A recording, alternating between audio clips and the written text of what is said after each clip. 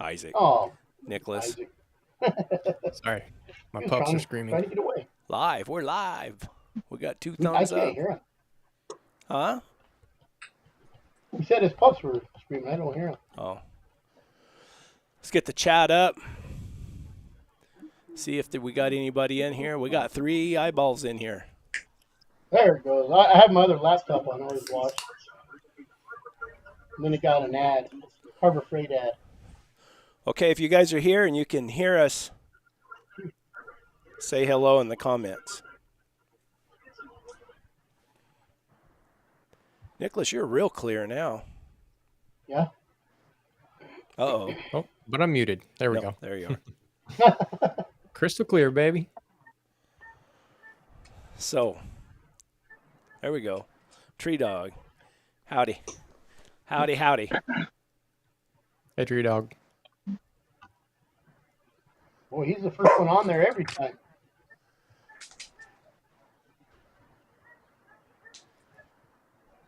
Whose dogs? I hear someone's dogs. Oh, they're now not I mine. can hear him. That's my dog was barking. Oh, Is that your Chihuahua? No, that was the healer. That was the Texas healer. Mind your manners, George. Missy. Hey, Missy's there's on. Dad. hey, Missy. Oh, yeah. Howdy, Dad. We have him come on. Just keep Howdy, you in howdy. line. Nate. Perfect. Uh-oh.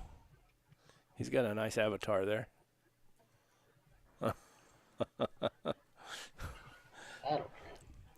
All right, so what's going on? Nicholas, you had a problem today with your podcast? I had all kinds of problems with my podcast. It was supposed to go out yesterday. There was hardware issues. There was software issues. There was mushware issues. The mushware being me. Yeah. So, yeah, but we got it up and talked about a pretty interesting thing that has happened here in the Northwest. I don't know if where you guys hunt, if there's Weyerhaeuser land, like the timber company Weyerhaeuser. But basically, this year, they actually banned hound hunters from accessing their permit properties. So they offer like land access permits you can buy. And I didn't get it last year, but I got it the year before. I mean, they're a pretty cool deal. But yeah, they stopped letting hound hunters come on their property, and it's kind of irritating. So yeah, I did a little. What's the reason? You'll have to listen to the podcast. I can only speculate at this point because it's not in the news anywhere. They didn't make any announcement about it. They just kind of slipped this little rule in there, and yeah. Can I speculate? Sure. Wokeism. Oh yeah. Well, that's probably an aspect. Yeah. So they Bud Lighted. Maybe a little bit. Yeah. So is the podcast up now? Yeah. It's how big is the audio properties? What's that? How big are these properties? These warehousing properties? Are they hundreds of acres, thousands of acres? The one that I had, the permit I had was for over 20,000 acres. So you had the permit, but now it's worthless. Well, no, they're yearly, so you got to buy them every year. But yeah, I mean, they have a bunch of different areas you can buy them for. They're like $300, $350. It was cool because 2 years ago, I had younger dogs and I was getting them started, and it was nice to be hunting behind locked gates. You know what I mean? Like I had the whole place to myself. It was awesome. I wish they would just open it up to everybody, to be honest, but yeah,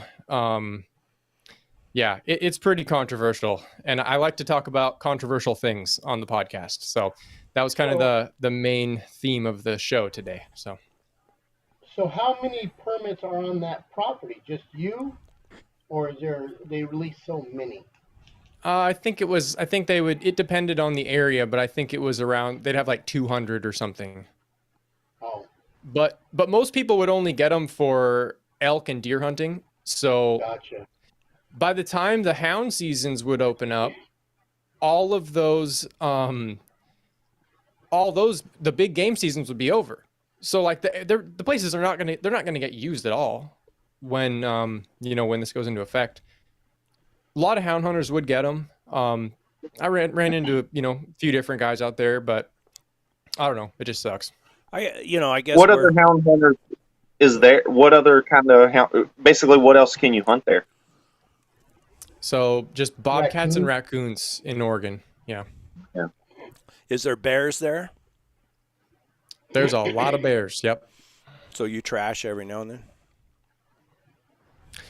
Not on bears. I don't think I've ever trashed on a bear. My older dogs, the ones in the screenshot.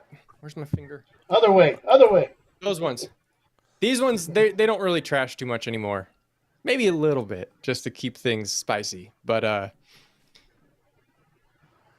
yeah, no, I don't know if they've ever trashed on a bear. I mean, it's hard to say. I've seen bears though. One time I treated a bear by myself, solo. Just you. Yeah, were you open on track? No, I was silent on track. I was turkey hunting. Were you cold trailing? Yeah. That's what we want to know. I was cold trailing them. Did you put the ivory to him? So those are closed down now, period? Well, yeah, I mean, it just went into effect, so. That's that bow 20,000 there. acres, no one can hunt it now with your permits if you had. No, they're not available. But the permits. Here's the stupid part. They're still letting bird hunters with their dogs hunt. Well, they're gentlemen. Those nasty bird hunters. Gotta hate them. Easy. I like the bird hunt. They're sophisticated gentlemen. No, not all of them. I got some friends I'll introduce you to sometime. Maybe that's what I'll do. I'm gonna wear a tweed jacket and walk around with like a briar pipe.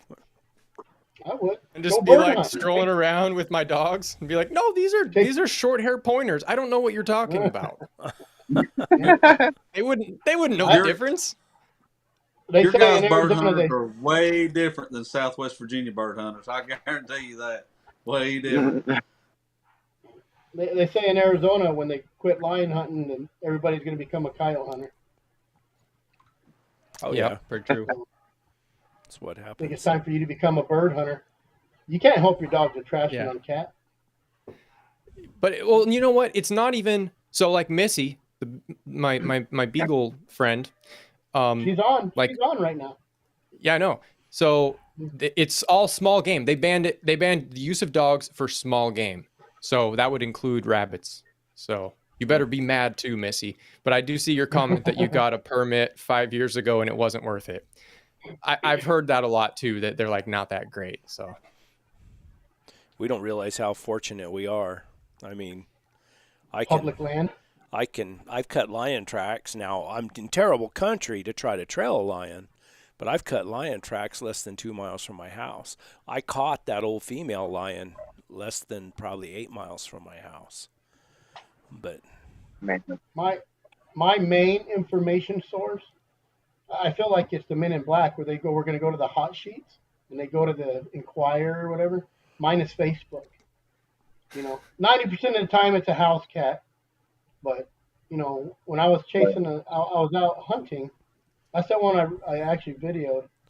And my mom calls me and says, hey, I was just on Facebook and there's a lion. I said, let me guess. It's over here in Hidden Valley. She goes, yeah, I said, I think I'm chasing that lion because I just chased it right out of the house. Crazy. Hot sheets, Facebook. George, how was your week? Oh, good. So I basically, where are we at? Is this This is Monday. Monday. So, Monday Night Live. Yeah. So last week I got caught up on a good bit of work. Well, I say caught up. I got a lot of work done, and then so today I basically got up, worked on YouTube a while, and then took a young girl, took her mule riding for a while. Got back and YouTubed a little more, and then come over and met you guys. Cool. Wow, you sound like you're working really hard there. I Yeah. like when he says he has a lot of work.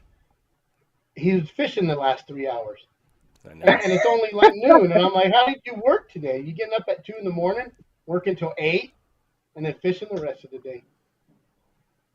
The joys of working for myself. Yeah, I want your job. Self-employed work. How about John? John, I watched his video this week. He made a what was it? Blueberry? Blackberry. Blackberry. It was really Oh, good. Me and my wife fresh. sat there and watched that and got hungry. Yeah, that made me want to go make something. It tasted pretty good. It really did. It tasted pretty good. Now, it was pretty warm out here picking those berries and pulling thorns out of me afterwards. It was, but Hey, those blackberries though, they ripen. Some of them are ripe. So do them bears come in and just start eating them a little at a time, or do they just kind of show up and devour everything?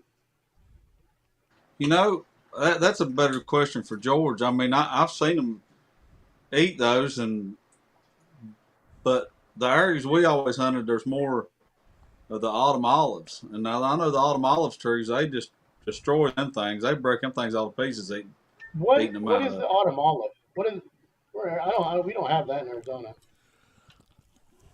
It's There's a a proper there's a proper name for it, and I can't remember.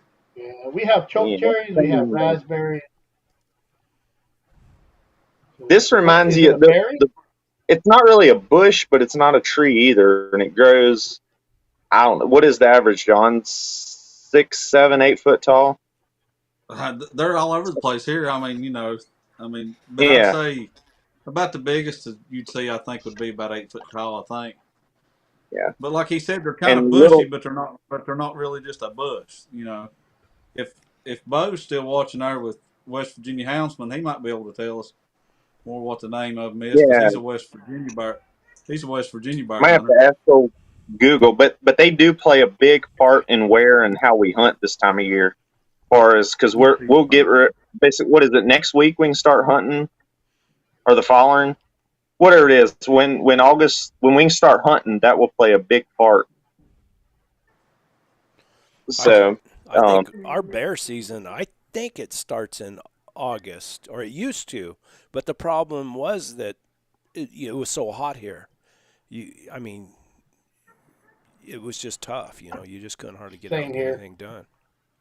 You Early. get out at 3 or 4 o'clock in the morning and hunt and try to be done and out of the woods by 9, 10 o'clock because the humidity will kill the dog once the sun comes up. This yeah, old dry heat will kill one too.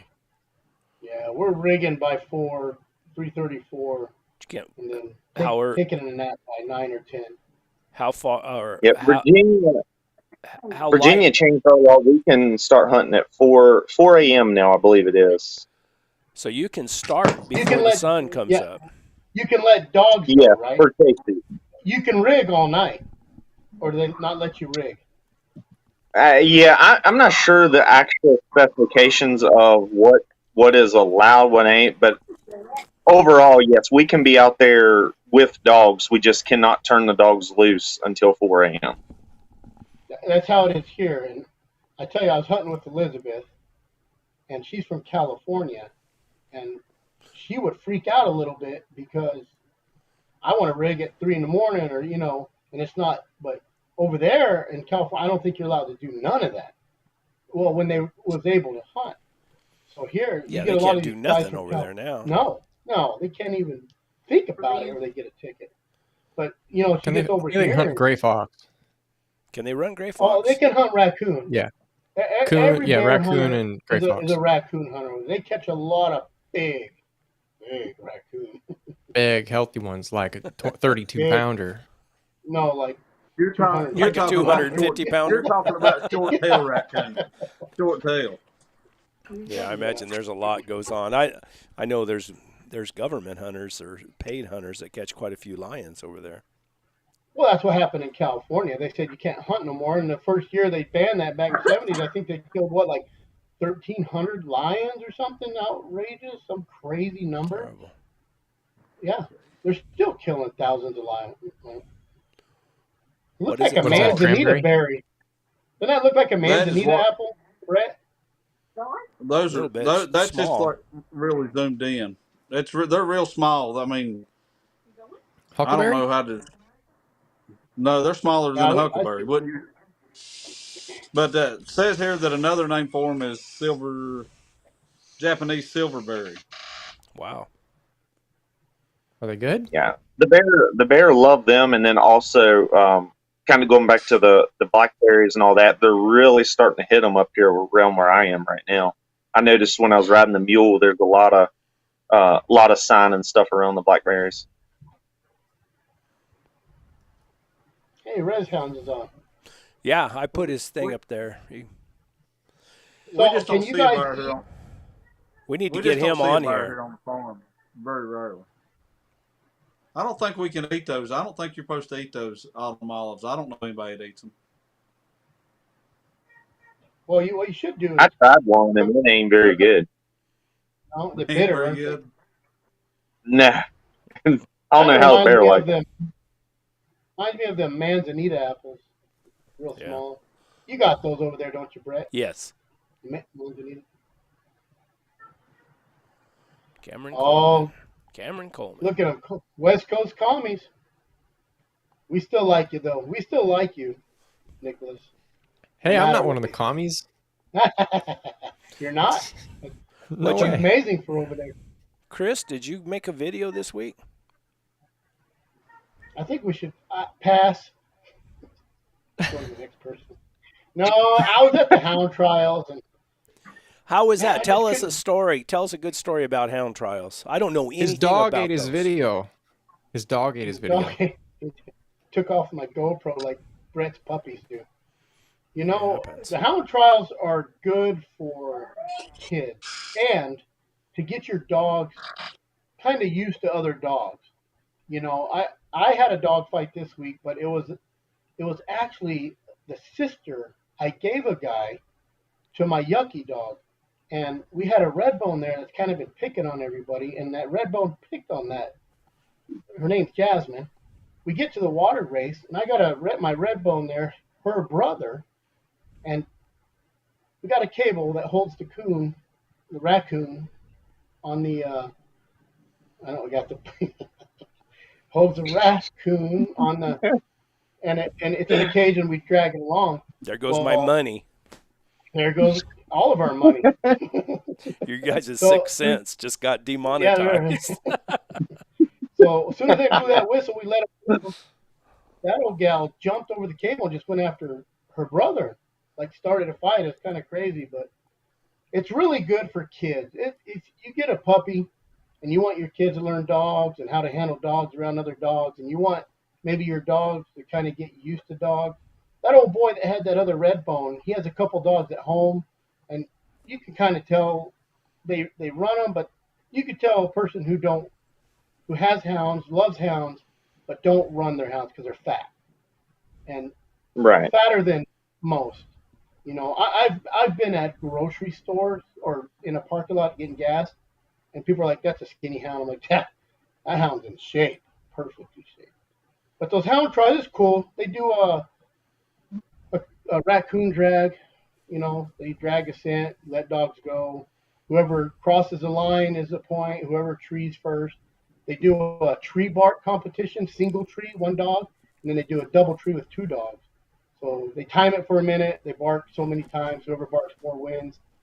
We do a bear drag, and we do a water race, and they do a 100-yard dash.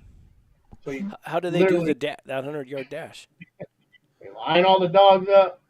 They put a drag on the quad, and they already know those dogs know that drag's all smellied up.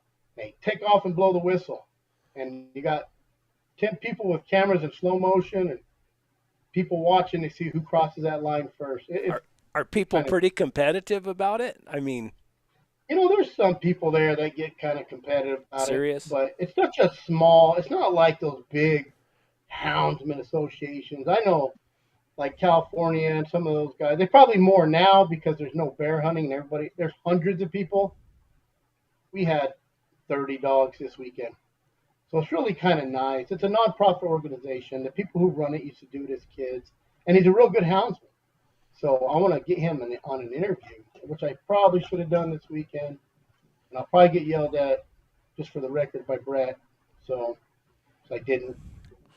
Should have, But could it's good have. for kids. It's good to for your kids.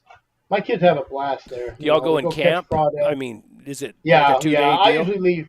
Yeah, I leave Friday, camp Friday night. We just kind of chill out Friday night, and I usually bring the raccoon. So, and then Saturday they start the races, and Sunday. Big But Sunday we barbecue don't and do. No, well, everybody just camps, and then so it's for three. It's 4 months. So, but in August it's the last one, and we have a big potluck. They have a huge raffle, and this year we're doing a members raffle. So if you show up, you got to put a free ticket in. So for everybody, your whole family for each day. So and they take that bucket for everybody who showed up, and they do one raffle. And they give away Garmin's and wow. they got pallets of dog food, just a bunch of stuff. They Has, give away. I mean, is this club been? I mean, is it old? Has it been going on for a long time? Oh, yeah, probably for 20 years, if Really? not more. Yeah. Yeah. They have one in yeah. New Mexico, and I mean, I joined the New Mexico Houndsman Association, at least paid my dues or whatever. But I've never been to an event or anything like that. I'd probably be embarrassed what my dogs would do. Well, my dogs don't do very good. If you're out hunting and free casting and on your mules, my dirty dog, he would used to run it, and then the last 2 months ago, I took him. They blew the whistle on the raccoon drag, and I let him go, and he turned around and went back to the truck. He said, "No, there's nothing to chew on." So your dogs that are really hunting, in my opinion, you should just get a dog or two just to go do those. You kind of just to Trial dogs. socialize. That's all, really. And we're It's not good. UKC. There used to be a gal there that was UKC that would show up, but it's only her and another gal. So their dogs are like grand champions all the time because there's only 2 or 3 dogs running. So, Chris, that goes back to what? sounds to me like what they have around here called Bear Bay events. They're really good Yeah. for like young dogs and stuff. But you take a dog Mhm. that's experienced and goes out and can hunt on his own, and just a mature broke dog, and yeah, he don't care about it. I took a It's mature like broke doing. dog to I took a It's mature just broke like dog to doing one drag. time, and he wouldn't even bark. But I took a young dog that knew what a bear was, just enough to what a bear was, and he lost his mind. He just Yeah. barely didn't know what a bear was, and he lost his mind. Sounded awesome at the event, but Yeah. My two an old younger dogs that. Yeah, my 2 younger dogs that haven't been on a lot of bear, but they have been. They do better. They get on that old cage and they just want to eat it alive. But my Right. older dogs now, just ain't exciting for them. Hmm. But it can ruin a dog. I've had dogs turn and bite my dog, and the biggest dog fight I ever had in my life was my 2 lead dogs, Andy and Dirty, and somebody brought a jip and heat, and that's all it takes. She wasn't even hardly around, but she wasn't even around when they fought. It's just it turns them males into dummies. I don't just the smell Right. of it. Yeah, that's not cool to bring a dog and heat to an No. event like that. That's just like No. just asking don't for need chaos. I went We hunting don't with a need guy one Buddy and time that Jason. I went hunting with a guy one time who brought a female in season, and my old booger dog bred her. I didn't know she was in season. Bred her, and he got mad at me. He actually had the nerve to tell me, "I thought you should have that dog neutered." Let me tell you what, I almost have your rolled dog him. spayed. I almost rolled him right off the side of the mountain. I got so angry. My uncle went hunting with me one day, and he said my Jip's out of heat now. He's like, if you want to take her with you, go ahead. So I was like, well, I'll watch her. I'll make sure none of the dogs mess with her. And they didn't really mess with her, but we got up on top of the mountain. I turned around, and of course, one of my male dogs was just locked tight with her. I want to. I would like to get. I don't know if Buddy will get on, but I would like to get Jason on here to talk about because they recently Full Cry? bought Full Cry, and I want to. It'd be neat to know how they're going to do it. If they're going to make it digital, if they're still going to be paper that they send out, or how they Yeah. plan on doing it. That's They said interesting. they're making it digital. They Are they? said they were on another podcast and they said they're making it digital. So that's going to be you're going to pay per. Well, they're only Or No, are they they're still taking doing print. advertisements? How are they going to Yeah, they're doing monetize print. it? Is what I'm saying. Print. Oh, you did something on this, did you not, Nicholas? Yeah, I talked about You talked it about on the Hound on the Run podcast. I actually subscribed to it live on Oh yeah, you did. on the podcast. But no, they're still doing print. Yeah, it's sick. I think they're doing 6 copies a year, so every other Okay. month it'll come out. I think it's like $36. How about the digital? That sounds They're like working- more of a long-term project because they have all the archives and now they have to digitize them. Oh, So that's that a job. Now. Yeah. Woo. Is a tremendous amount of work. I mean, going What is back to that, the 30 30s, years? can you imagine? Yeah. More. I bet I had at one time. I bet I had 2 years. I think it 1982 and 83 of Full Cry, and a friend of mine or a guy that I hunted with, J.R. Williams. He there was a picture on the cover of Full Cry of a lion out here by the Oregon mountains on a rock with the highway in the background, Highway 70 in the background. And I recognized the area, and I wanted to hunt lions so bad back then it hurt me. And of course, we didn't have the internet or anything back then. And I tried to find him and I never could find him. Later on, he came, and before he passed away, him and I got to hunt with each other a little bit. So it was pretty interesting. But Cool. I anyway, remember being young, and always my uncle was subscribed, and he'd always bring me his magazines. Week after he got them, then I got them. yeah, it was something. I mean, back in those days, we didn't have the internet or anything like that. There was no, and I wasn't raised in a hound hunting family or around any hound hunters, so I just had to, I tried to get a hold of people, and That was your social media. yeah, I went and seen Mike Root and tried to find J.R. Williams. Went and seen Ross Johnson. These guys, I remember I told this story a bunch of times when I met Ross Johnson. He lived up there in the place that I ended up buying up there when I lived off grid in the mountains, and and I'd met Henry McIntyre and talked to him, and I'd always had this vision of these houndsmen, lion hunters. They're just rough and tough old cowboys. And I remember when Ross Johnson came out I went up there to see him, and he came out of his wife or his girlfriend, whatever it was, said, "Oh, he's taking a bath right now. He'll be out in just a minute." And he came out, and he had a pierced ear, had tennis shoes, little skinny pants. I remember thinking, gosh, he does not look like a lion hunter to me. But he was good. He was a good lion hunter. But anyway, awesome. we were supposed to have Nick Gillen here, but he got called out on a job that was quite a ways away, and he said he didn't think he could make it back in time. And I want to talk to him because he's kind of like the rest of us. He has, he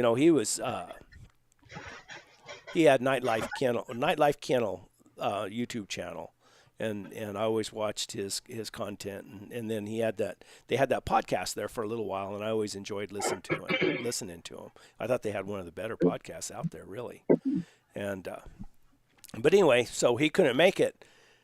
But what I wanted to talk about is, they had that hound and mule sale up in northern New Mexico here this last weekend.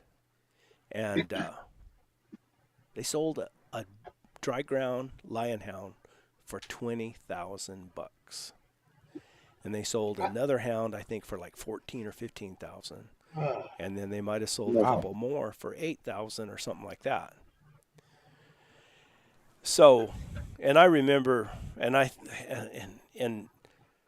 mean, one of the things that kind of bothers me is that you don't know who buys them. You don't know who buys them. There's not a result saying, like I've seen in cattle auctions and everything before, the way they say, so and so cattle company paid blah blah blah for so and so bull or whatever. I definitely like to know who bought those Yeah, dogs. the $20,000 dog was neutered. So I don't. It's hard for me to That doesn't imagine make that any there's sense at a all. hound but worth $20,000. so Well, my here thing is you can't even take and have him drawed. You got to cut dog. It's not like you can take and have him drawed and and get you the know semen. and freeze that semen to keep, and you spend $20,000 on this dog. I mean, which we all know you Well, you take him out, y'all take him out and free cast him in the desert, uh, or Nick or George takes him and drops the box. There's always a chance that dog doesn't walk back to the truck. There's always that chance that dog doesn't make it home that night. That was, this guy says, the bigger staff. That, no, it was not the bigger staff dog that sold for that much. It was the Derringer dog. The bigger staff dog wasn't too far beyond, but I think bigger staff sold a female that they thought might have been bred. I think, I don't know. I just watched it. But anyway, I know. So how old was the 20,000? 7 Was years it old. really 7 years old? Yeah. Man, I don't like, see. you're lucky to get 2 years out of that dog. How hard did they run him before? Well, I How good was that dog? How did they have videos? Like even on a video, like come from a real in order to reputable pay- guy. It was a Derringer, a Derringer dog. And that's what they do. I mean, but I fussed about it a little bit. And I talked to a friend of mine, and good friend of mine, and he runs in good lion hunting circles, and he catches a lot of lions, and he knows all these guys, and he made sense of it to me. And because it didn't make sense to me, I thought, man, I paid $20,000 for a dog. Can you imagine putting that dog on the ground and watching it go into that rough, bluffy country after a lion? Man, I'd be holding on to his tail. I'd be carrying him on Put your like back. 7 tracking collars on it just so you I'd don't have lose them. a leash on him because I think, man, alive, I don't want to lose my $20,000 off one of these bluffs or something. I can't remember. Somebody's got a short out. You talking about that? Somebody's got a short out, and it's Walker dogs, or they look like Walker dogs, and they're up in that cat's face. And next thing you see is that cat just reach up and get a hold of that Walker dog by the back of the head and just drags him off the bluff. That's what Yeah, Well, I'll go ahead and say that. Rattlesnakes. Let's not post that kind of stuff on YouTube. What do you say, gang? Say, post what kind of stuff? Dogs getting drug off of cliffs on YouTube. Yeah, no, I don't think that does us any good. But Especially a $20,000 dog. yeah, well, Chuck Miller, Steve Smith sold. What was the name of that dog? I always want to say Lightning or Thunder or something. His name like that. He sold it in 1993 or 94. He sold it for $15,000, and that dog was like 9 years old. But they still got some puppies out of him, and he went down into Texas. So but this is what a friend I guess of mine. if you have the money. Well, you got to have the money to start with, Yeah. but you can. What I learned is you can insure these dogs, and to insure a $20,000 dog costs you about $65 a month. So, to put it in perspective, say, I've got some hounds. I got some really well-bred young hounds. They're trailing a lion. They're pretty decent dogs, but they're not broke. They'll run off great game. And I don't know. If a lot of people don't realize how hard it is out here in the dirt and the rocks and stuff, where 90% of the time you can't find a track. You're looking for a track and you can't find one. And if you're trying to guide a hunter and you got a $6,000 paying client right there, and your dogs are messing around with a bobcat or a fox or usually a coyote or deer or anything like that, it's pretty easy to tell. I mean, although I have been uh, told and learned the hard way that dogs will cold trail a coyote too, and they'll cold trail a coyote real similar to a lion. And I learned that the hard way. But anyway, so Right. you got a $6,000 client there, but you got a lot of young, well-bred dogs.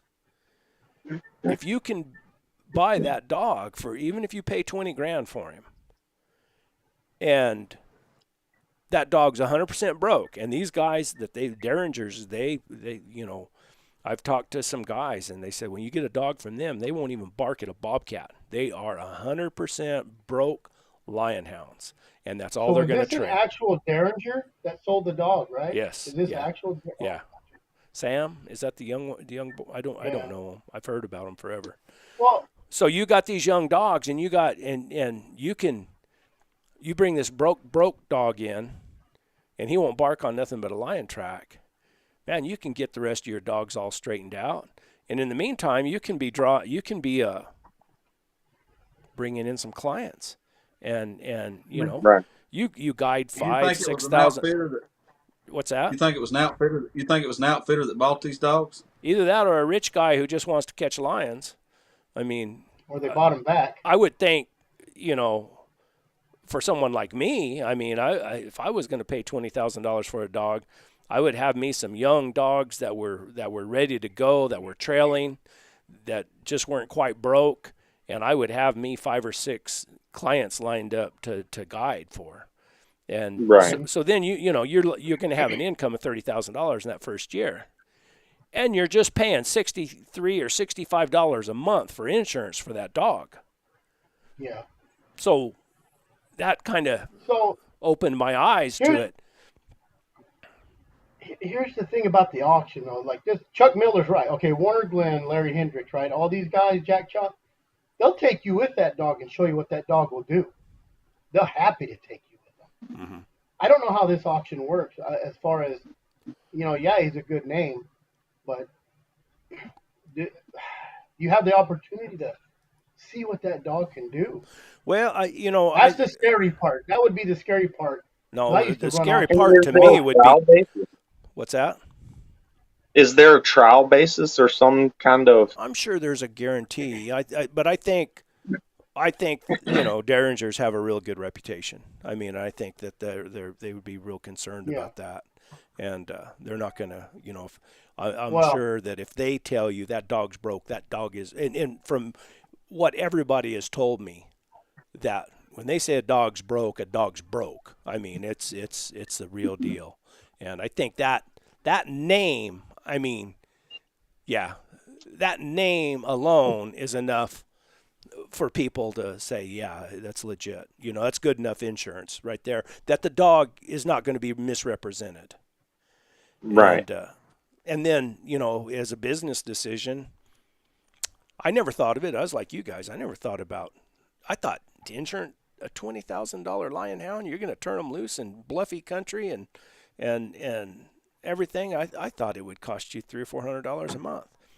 But no, I called and I talked to Ashley Insurance and Ashley something. I called and talked to them, real nice people, and said, I didn't know you could insurance dogs. They said, yeah. She told me, she said, we even insured a giraffe one time. And Nice. so they're sending me some paperwork. I thought, well, maybe that's not such Are you a bad talking deal. about life insurance Dog or property insurance, yeah. insurance? If they die in the 'Cause I kennel, have- if they die in the Okay. kennel, if they die hunting, but I would imagine you got to get them to a vet. Now, if they disappear and you can't, as long as they're microchipped and they have a copy of the microchip or however that works, Oh, okay. the insurance company, then even then, if because I mean, it's happened. Oh, It's I would happened to imagine. me. I've lost a dog before that I never knew what happened to him, and I'm sure that can happen. But gosh almighty, could you imagine if it happened to a $20,000 dog? Well, that's what I'm saying. A $20,000 dog, I'm sure there's 2 microchips in it. Yeah, Hey guys, dogs are priceless, okay? yeah. Yeah. So we have to love them all equally, okay? Here comes the Oregon out in them right now. The left coast. So, I was Now, gonna say, I'm I got talking about He said- insurance. He said he offered a 2-week A trial. 2-week too, trial. so. Okay. Yeah. But I, and you know those guys are good because everybody tries to throw that Derringer. I've got oh yeah, there's Derringer in that dog. Okay, well, yeah, of people course are it is. always kind of, Prove that's it. the same way, with Oh, with Derringer, bloodlines. Camerons. Yeah, I honestly, I mean, I think how they hunt and their dog handling probably is worth more than just the breeding Derringer. I think there's yeah. lots of dogs you can go out and trail lions, but I think because they're full-time dry ground lion hunters, and they say I guess the boy is Sam. I don't know him, but I talked to a real good friend of mine. They said, he hunts almost every single day, and he's out there before daylight, riding his mule, free casting, going into good lion country. And I guess the areas they've hunted it, what, 3 generations, something like that. And they know where the lines It isn't cross. no different than being a plumbing company and buying a $80,000 truck. You could go out and crash that truck any day of the week. So you think people like us, we're not going to pay $20,000 for a dog, you know. But I've seen all these comments, and yeah, everybody knows the Derringers. Yeah, they're good, but $20,000. And one guy was like, "Yeah, $20,000, you could train 10 dogs, $10,000 dogs." And if that's your business, if that's what you're doing, 20,000 probably isn't a big chunk of change. If you got selling $10,000 lion hunts. Yeah, well, You're gonna yeah, sell what, exactly. You just two of them, or even if you sold a $5,000 lion hunt, we can sell 4 of them to pay for the dog. pay for the So even dog. if that dog bred one jip, and you ran This him 4 dog's not times, breeding nothing. 5 clients, and made, oh yeah, he is cut. I wonder if they I hooked don't him at think all. they're not going to make their money off of puppies. I mean, they're going to make their Just money off training. of trained dogs. Hmm. I mean, that's where the money. To me, I got some pups that are $400 a piece, and that's to get them to, it's just there's no money in that. The That's money is another. in That's a getting it. stake. I I would think if you were gonna, I mean, put it in another perspective. Say I got a kennel full of young dogs that are coming a year, 2 years old, and I bought a broke dog like that. Then you could get those dogs trained, get them well started, show them, several lions, and maybe sell those, sell 5 of those dogs for, 5,000 a piece. Then you get your money back. Those And guys, that guy probably has more than $20,000 just in collars for his dogs. I just That like to bought them. know who's got the guts to spend $20,000 for a dog. I mean, I I can. saw Cody King. I seen him reply to. I think it was a guy that was asking how much he should pay for a dog or something. Whatever the case, his reply was, "A good dog is worth what you'll pay for it," which kind of Yeah. sums it up. And Cody, I probably shouldn't repeat this. Maybe, I don't know. I don't think you mind. Cody had a good dog that was killed on a ranch, and the ranch insurance paid for that dog.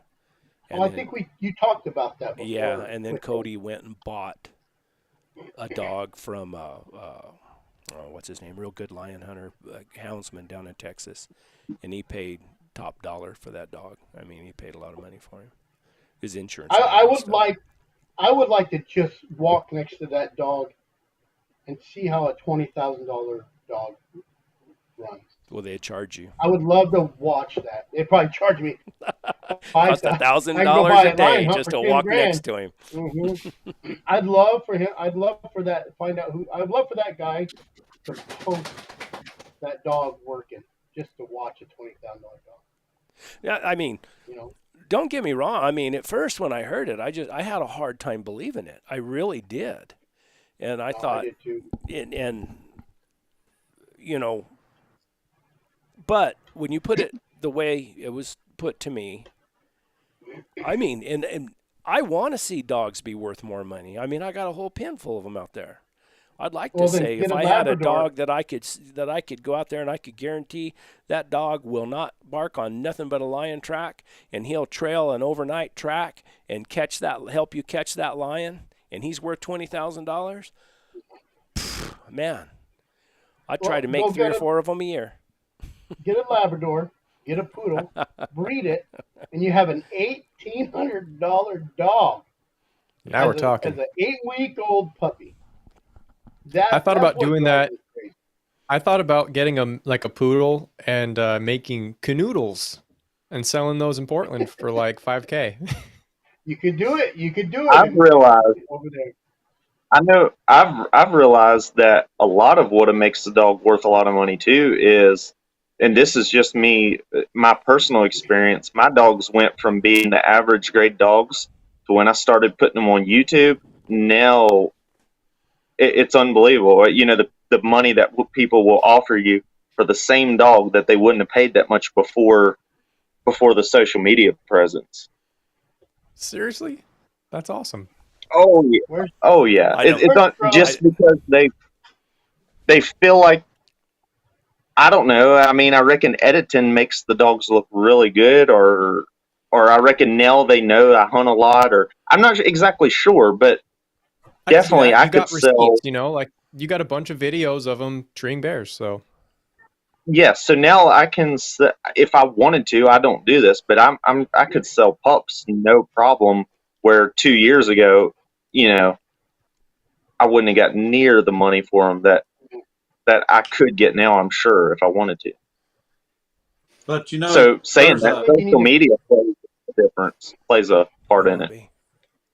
but the social Oh, media to me thing too is a downside for you guys too, and I'll tell you why I think so. And me and some guys talked about this last year. Uh, I don't know if you remember seeing Kurt Price lose a dog last year or year before last. He lost a Yes, dog, yes, and my thing was somebody found that dog, and the name on that collar, on that nameplate, Kurt Price, that dog disappeared because they know who that dog was, how it yeah, hunted, and I mean because Oh, he was one of he was Tank or Turbo or something like that's what he called that dog, and that dog disappeared. And of course, I know that like George and Chris really don't have to worry about it like you do because they don't have the roads like you do here, where bear gets the road, crosses the road, the dog follows. I know right, around here you got to worry about these people around here that have that liberal side to them that you shouldn't be yeah. hunting hounds, shouldn't be chasing these poor bear. And I've seen people here try to take the collar off the dog before, and people come up on them well, wanting to that do it right, I with my mean, dog. and that's all the more reason to have them microchipped and branded. And you don't brand them on an ear, brand them on their body. You brand them on the ear, they can cut an ear off Yeah. Yeah, and brand them on their I always body. brand them on the ribs, but Yeah. if you have a name like Kurt Price, don't put your name on the collar. And that's what I here's thought. another. Here, You here's a little tip put a for. fake name on the collar. Put a I've had fake name I've on Well, it. had people steal my dogs before, and they bring them back after they hunt them for about a week. we're not chasing coyotes or rabbits. We want a lion. They just come back You and know, they seen my YouTube videos, and they come back and they say, "Man, you're good at editing, aren't you?" here's a collar tip, and I've done this my whole life with some famous people. Uh, Miss Bragg. I always put needs medicine on Let my me answer collar. this real quick, guys. Oh yeah, we'll stop the world for you, Brett. I put I that. I put put the same thing on mine. yeah. Yeah, needs medication. Mm-hmm. Needs Yeah, is it medication. something This, important? and here's a Chit story. chat. I'll probably get in trouble for, but and I do have a lot of roads in one of the units I hunt. I have a lot of roads. That's why everybody hunts it. I have lost a dog, seen it drive away on a main road, 17 miles away. My GPS picked it up because they're way up on the hill. And the lady calls me and says, "Your dog was in the middle of the road." I said, "No, my dog might have been running across the road." She picked it up, took it, and she says, "Well," I said, "Well, I'll come get it." "Well, you don't know where I'm at." I said, "You stay put. I will come get it."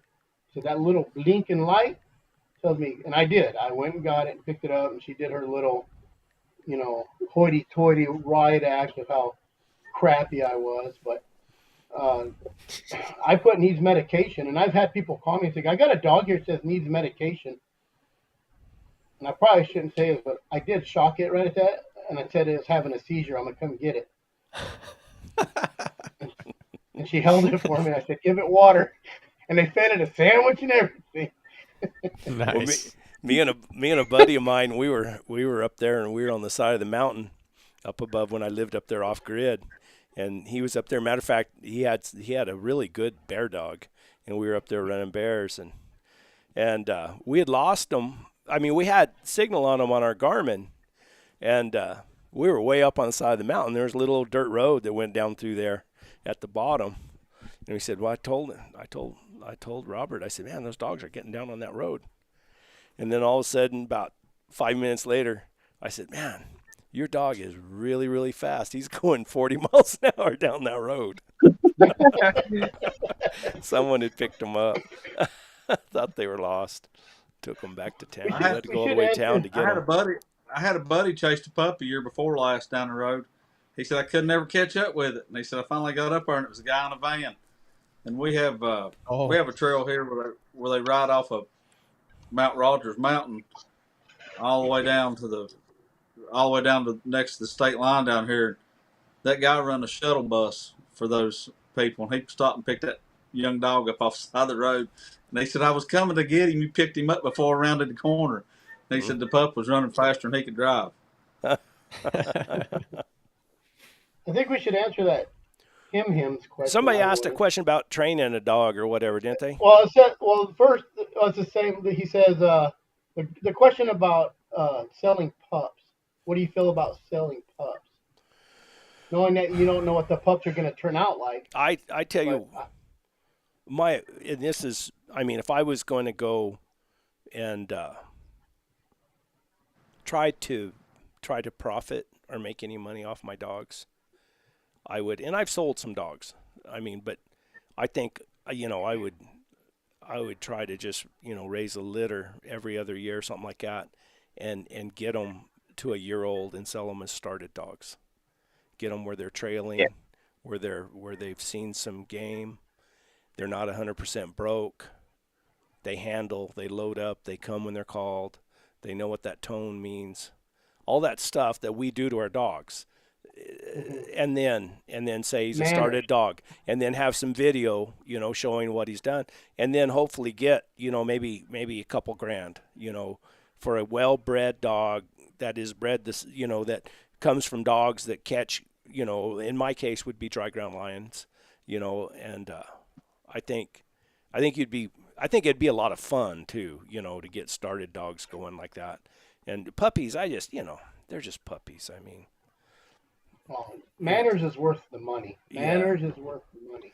I mean, I I think it's worth more than that, but I what you're got saying videos, and I because know people think I'm crazy. I take 12 hound dogs out there, and I can jump them out of the box, and they all go line up at their dog pens to get in their pens. I don't drag leashes around. If I have to get a leash and drag a dog around, he's going somewhere. I don't want him.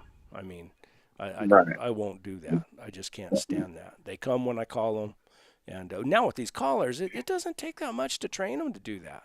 I mean, just a little patience and a little bit of, and correction and praise at the right time. They learn. I'm I just not a think. big dog seller. I mean, I'll give a dog to a hunter most time, and I've done a lot of swapping and trading with a Hmm. lot of hounds guys.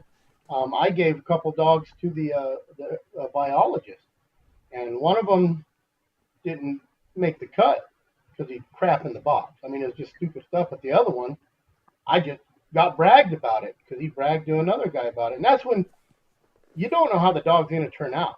We've talked about this before. You could have two paper champion dogs and don't turn out nothing, and you can have two crappy grade dogs, and you get your accidental breedings has produced, I think, more of the best dogs anybody could brag about.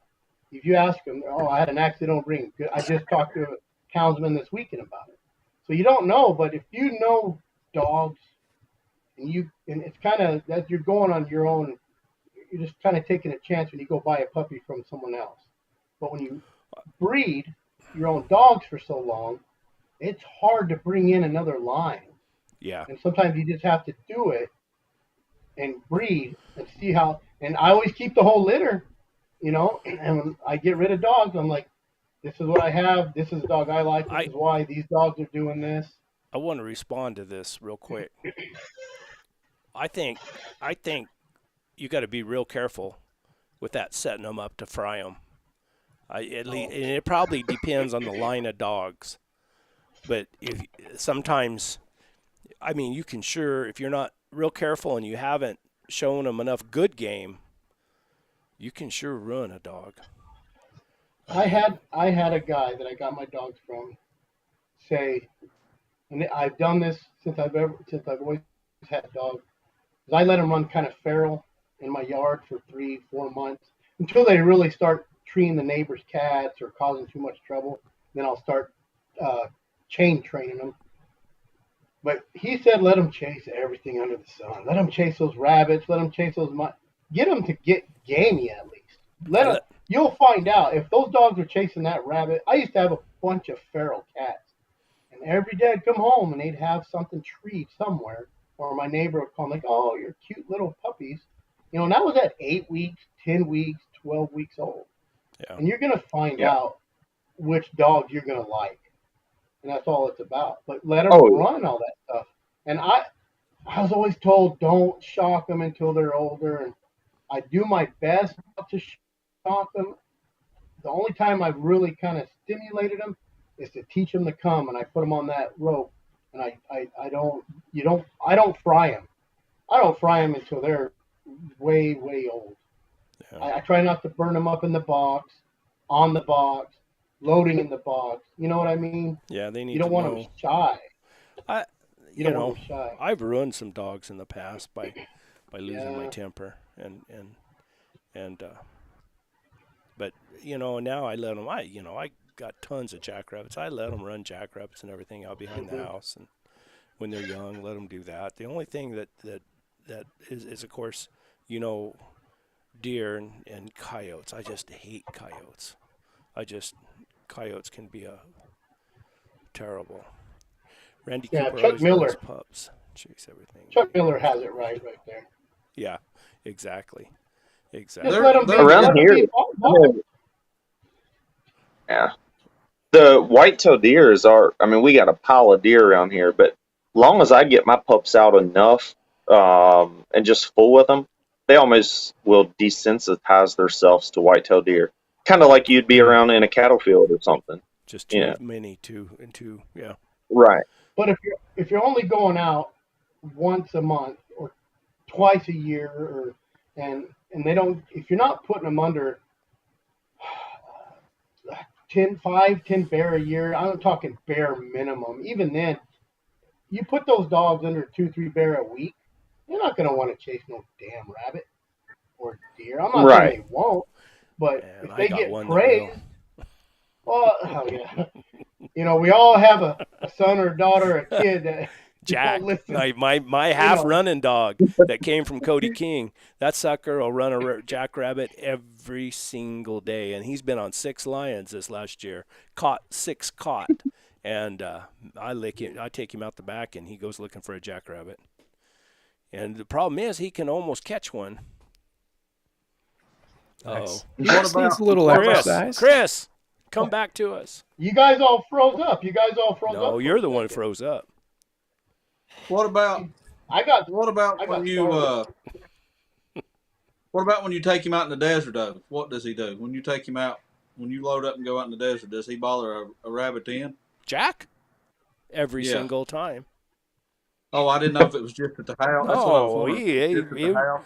He run it, but he handles good. I can holler at him; he'll come back to me.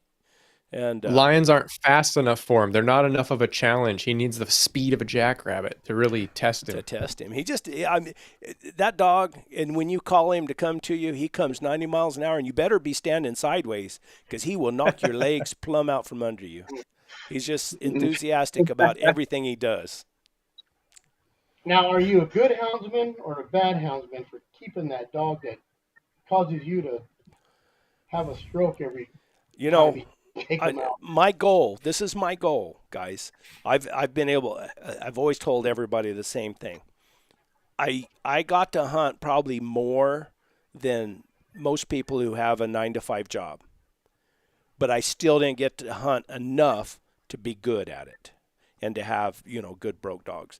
Now I'm retired, and if I can get this ticker fixed, that's going to be my goal now, especially after talking to the friend of mine who's talking about.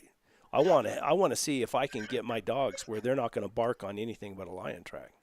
I mean, and that's it. And if somebody says anything, say, that dog don't bark on nothing but a lion track, and have that confidence. It's all You know. about time and consistency, Yeah, right? but then and then I got a pet peeve too. Let's go back to social media and everything. And guys, you'll see guys who catching lions, and you'll see pictures of the lions in a tree or on a rock or whatever, and or a guy, you hear stories about how many lions they catch in a year. I want to know how they started those lions. I want to know, did they start them off a camera? Did they start them off a phone call? Did they have a kill that somebody said, "Hey, I found a," because that's one of the hardest things that I've found is being able to figure out the country, so I know where those lions cross, and that's where those good guys. And I think that's where people like Terrell Shelley and Steve Smith and all those old timers, and the Derringers, they were 3 generations. They know where to go. I mean, they know where those lions cross, and they know where to go start a lion every time, That, and that makes a big it difference. always reminds me of that story you tell about Dale. That always reminds me where he says, "I'm going this way," and Dale says, "Nope, he went that way," and the guy went. Who was that? Steve I Smith. love that story. Steve You Smith. can't tell that story enough. Yeah. Well, Steve went out. Dale Lee was an old man, and they went out hunting together. And Dale went with him. He said Dale was on oxygen at that time, and they went out and they started a lion track, and they trailed and trailed and trailed, and they went back. And the next morning, Dale couldn't go because he was old, and he wore himself out the day before. And he asked Steve. He said, "Where are you going?" He said, "Well, I'm going over there to that set of mountains over there. That's where that lion was heading." Dale said, "No." He said, That's not where you should go." And Steve said, "Well, no, I know that's where that lion was going." So Steve loaded up the next morning and took off and went to that other little mountain range, and they never cut the track, never got a bark out of the dog. Came back, and Dale was sitting there, and Dale said, "You didn't catch that lion, did you?" Steve said, "No." He said, "I told you he didn't go over there." And he said, "Well, where'd he go?" He said, "Well, he went back that way."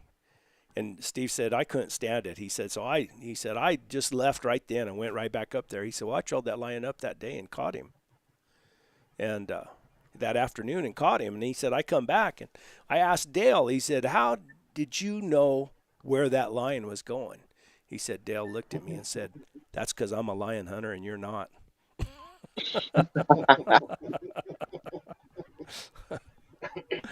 But those, and I, My personal dogs, talking about them and running trash and stuff. I know a lot of mine are my personal hounds are high adrenaline. They're gamey. They love to catch stuff. And the average weekend hunter, my pack of dogs wouldn't work for them. Yeah, because my dogs need to be yeah. in the woods 2, 3, 4 times a week Mm-hmm. and as long as I keep them in the woods like that, they do look like and they act like a really good pack of dogs, and they catch a lot of game. I think But that would be if true I for most didn't, of us.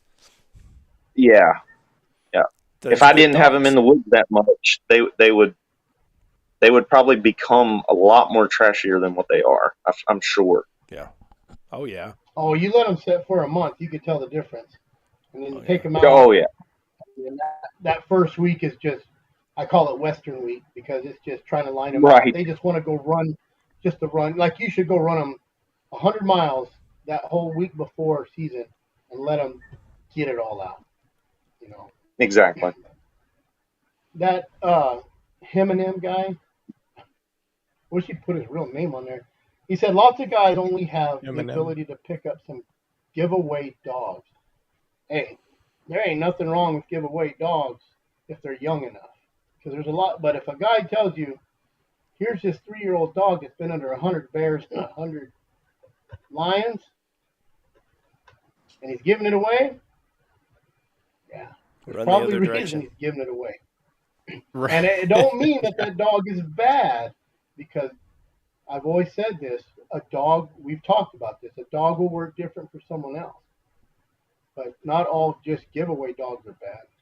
They're not all good. Yeah, but I think you got to be careful. I mean, you increase your chances of having a good dog by following good breeding. I was raised on a quarter horse ranch, and I've rode a lot of horses in my life, and I've trained a lot of horses in my life.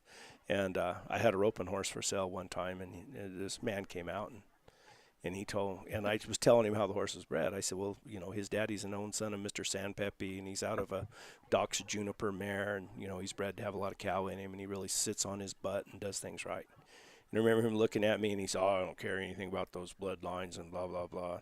And I remember thinking in my head, I said, "Yeah, but you don't go buy a greyhound to go retrieve ducks either.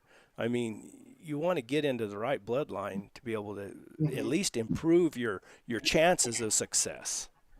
I think that's probably the easiest way to increase your chances of success is to get your dogs from proven stock by somebody Yeah. who's using those dogs to hunt the way you want to hunt.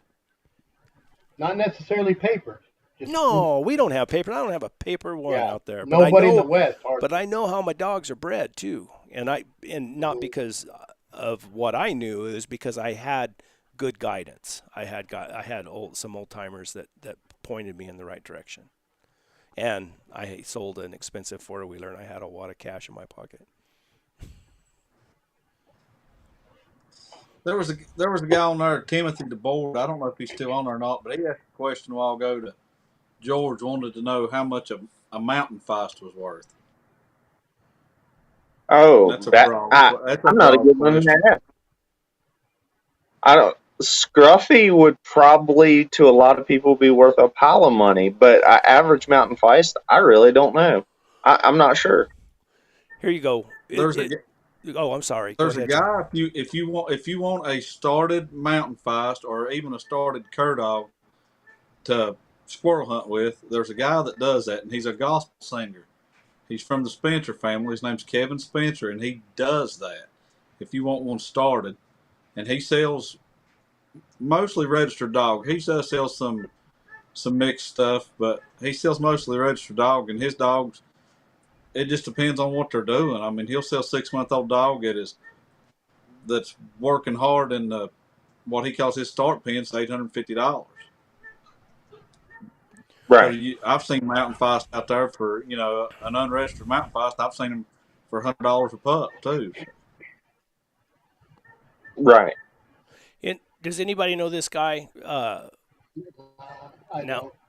I heard of a guy, I think, from down south like that. That's kind of a quiet guy. Nobody knows much about. Kind of lives an isolated life. That catches a ton of lions. Is that who you're talking about, Chuck? And I forget they called him the White Ghost or White. I don't know. I might have dreamed that too. I But know a guy that hunts down there quite a bit. I need to. I can ask him. they called him. They had a name for That's him or good something. country. No Dallas, South Arizona down there.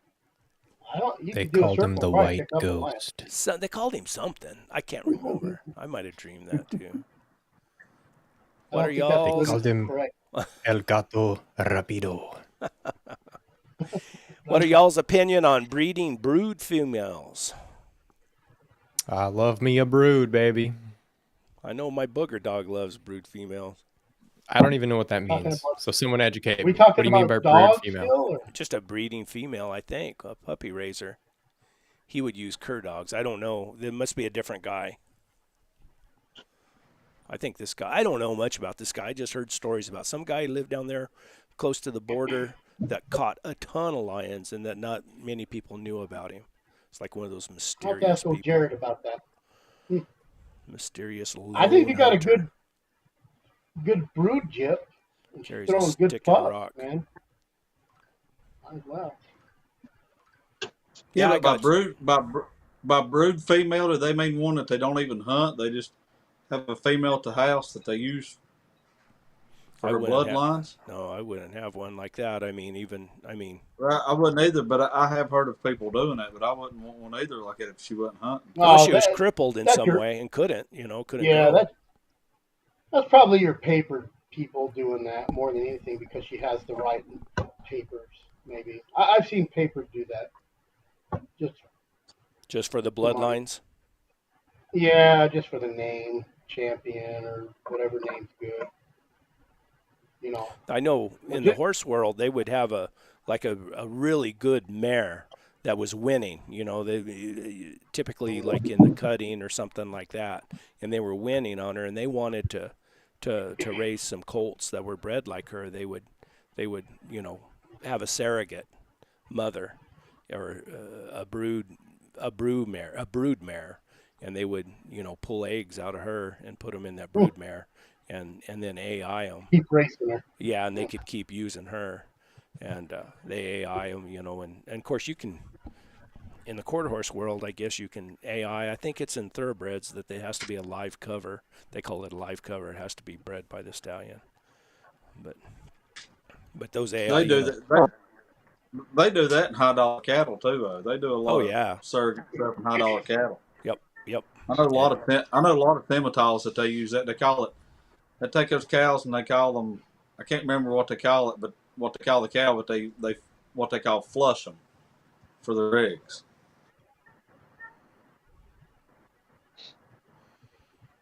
Oh, I'm reading comments. Yeah, we're all reading. We get all staring off to the side. I'm trying to answer as many as we can. Buck Gardner lives down there too in Nogales. He catches a lot. I hunted with him quite a bit. He would always take some of Ollie Barney's dogs. Ollie Barney, what a character, man alive. You have an interview with that guy? I didn't. Bruce Kennedy did. Yes. I have those. I have the rights to those Bruce Kennedy tapes. The Smith's Tree Talking Kennels. I know howdy. I'll say howdy. I know him really well. He's down towards your way, Jonathan, and a coon hunting bull. Coon hunts like crazy. Oh, is he? Is he really? Right. Yep, really good guy. So did I convince you guys? I'm sorry. I'm sorry. I was just asking Smith, Tree Talking Kennels, where he was at. If he. What was that? Go ahead. I was going to ask you guys if I convinced you that a $20,000 hound in the right hands was a good investment. I think if you're in the business, it definitely. For people like us, we don't do it enough. For me to buy $20,000 hound. Okay, Chris. Let's just say you gung ho, and Chris, and you're gonna quit whatever you do, your regular day job, and you think I'm gonna go into the guiding business. I already got 5 or 6 guys want me to take them lion hunting, and I got a bunch of these hoodlum dogs out here that will trail a lion, but they're not broke. I can go, and I sold a $25,000 pickup last week, and I got this cash. You're not going to go borrow the money. You got it in your hand. Would you go and buy? What's that? That's a very dedicated investment, but it's not absurd. But you're going to insure. Like I said, you're going to say, okay, yeah, I can insure this dog for $65 a month. And I think with Born 100 Years Too Late being my investor, I would do it in a heartbeat. If I was going to, no, but I'm serious. And I didn't, and believe me, I was totally against that. I thought paying $20,000 for a dog. Matter of fact, I didn't believe that it really happened. I thought there was a hanky-panky going on somewhere in there. But well, you know how they do it in the auctions? They buy dogs back. They PO them, or they PO them, or they worth $20,000, and so the next guy's like, "Hey, I bought this $20,000. Well, I'll give you $25,000." You know what I mean? It just sure. But we don't you don't know what's going on there. But I mean, I didn't know it was an actual Derringer selling the dog, like the guy.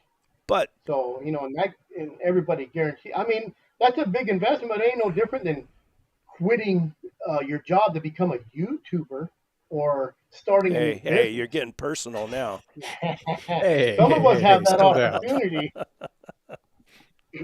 It's just, and that's really, if you think about it. And I was with you today. We talked about it. I'm like, man, that's just something weird. But that's when I talked to you first. when I talked to you first, I wasn't. It was before I talked to this friend of mine.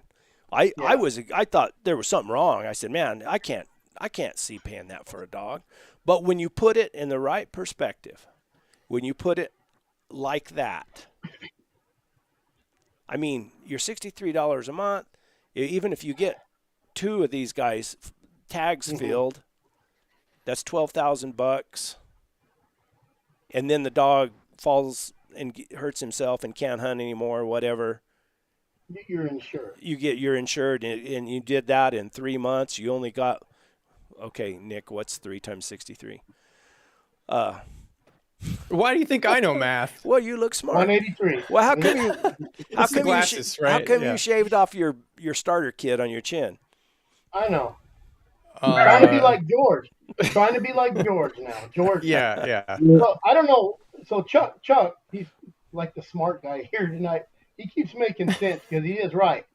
What it is I worth think- the investment I if you think, know Chuck, what I you're think- doing. I think Chuck's been around for a long time. I think He knows Chuck what is he's talking about. Okay, But guys, I he's think right, here's though. the He's real right. question. Here's the real question. Would you rather spend $20,000 on one really good hound or get 20,000 $1 hounds? I couldn't afford to feed him. Couldn't have feed the Well, what's 20,000 going to pounds. be all right? What's going to be a better investment? A $20,000 hound or a $30,000 side by side?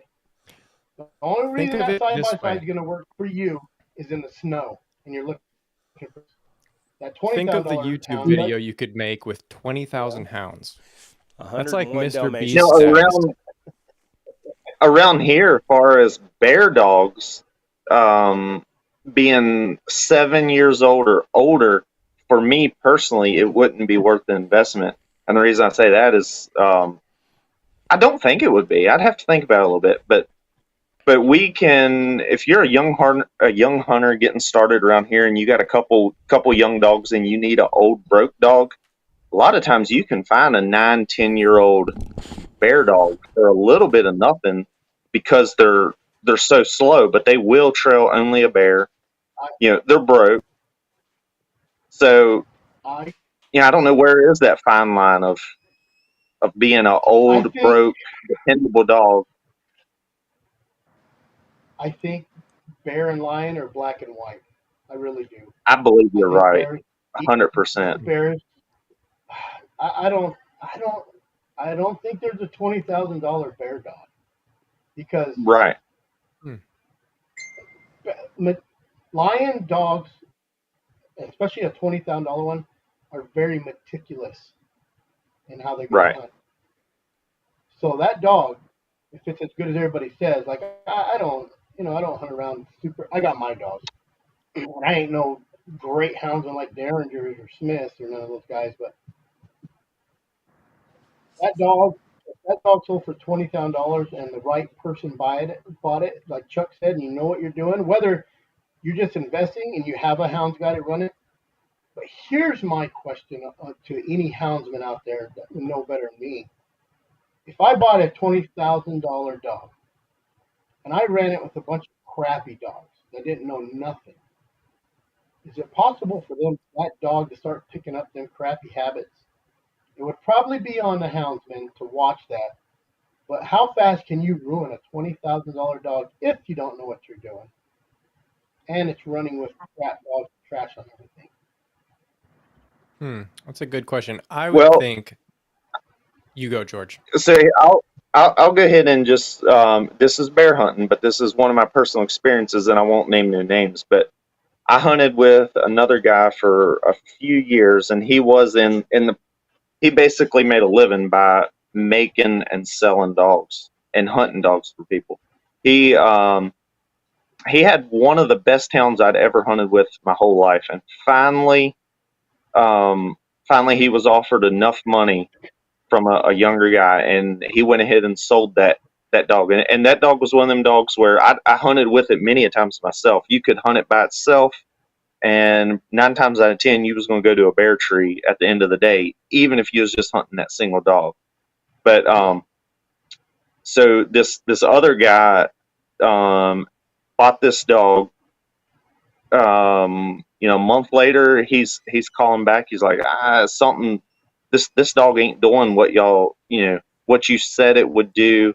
It's it's running off game, and long story short, he ended up having to get the dog that I'm talking about. He took it back, probably within a week, had it corrected back to its original state, and then had to go hunting with the younger hunter and actually teach him how to hunt that dog. Yeah. And yeah, so saying that, if that younger guy would have just took that dog, and yeah, he would have never, that dog would have never shown its full potential. And most of us would have gave the right arm to have or own that dog. Oh yeah. And Ohio Hillbilly's right. Some dogs aren't for sale. Even my crappy dogs, I've been offered money, and you're going to offer me a price for my dogs that I know it can catch. I don't want to sell them. If you're going to offer me too much, I'm going to be like, they're not worth that much. And I don't want you to think they're worth that much, and you take them. And I've sold a dog to a guy, and this dog hunted. He brings her back in like 2 weeks. Says, she won't do nothing. I went and caught a bobcat the next week with her. Didn't want to work for him. And that's how it is. And that's why I don't like selling my dogs to people. Because just because that dog does what I need it to do and I'm happy with it, doesn't mean someone else is going to be happy with it. Guys, I forgot to do something. I got Onyx Maps has sponsored the podcast here, or the live deal. So nice. Yeah, it was pretty cool. And that's awesome. All I did was I wrote an email, and really it's for my other channel. But they wanted, when you get a sponsorship like that, they give you a deal, says you got to make so much and do this and do that. And they wanted me to make some shorts. And I said, I'm not real good at making those short videos. But I said, I got this other channel, and we're doing this podcast, or whatever you want to call this live show, whatever you want to call it. And they what are you laughing about?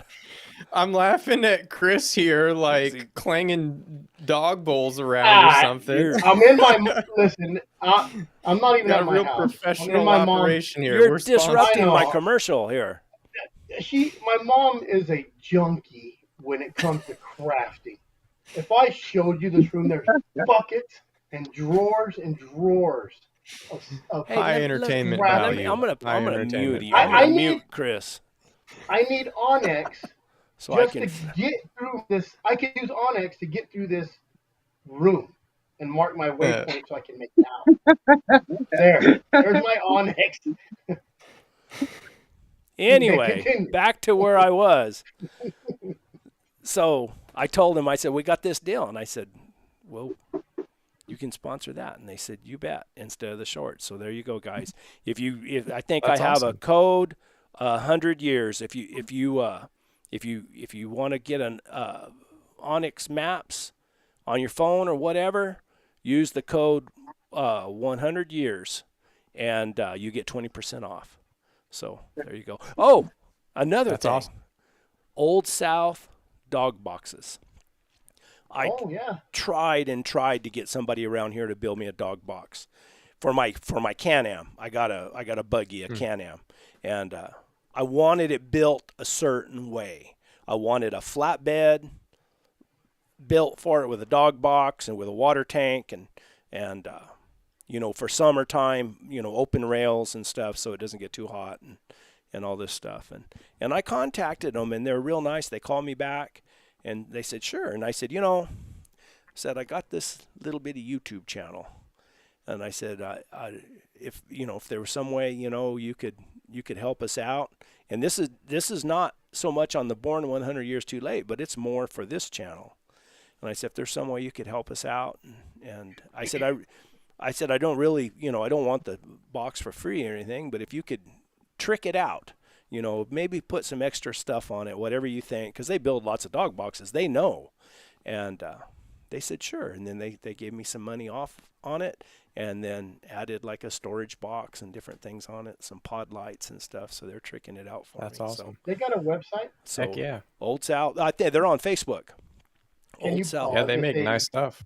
yeah, real nice maybe Sounds guy. like you can name pretty it. much order them however you want, right? I mean, Yes, they you do can buy custom like work. off the shelf, like ready to go kind of stuff, but you can also go fully custom. Yeah, this is custom. It's going to take me about 6 weeks to get it, Mm. but you know, and I'm not I'm not big on hunting out of a buggy or a truck or anything. I like to ride my mules, but when I don't have time, and like we were talking about, you know, the guy who gets his dogs out the most has the best dogs, and you know, there's some places I could hit in the buggy and at least get my dogs out of the kennel and get them their legs stretched, and still a possibility of hitting a track. So, and still be home by noon. You know, when you go out on, Chris knows, and what George and everybody knows just as well, that when you go out on a mule, you might as well, you're gone. I mean, it's a day Right. thing. You know, you're not gonna.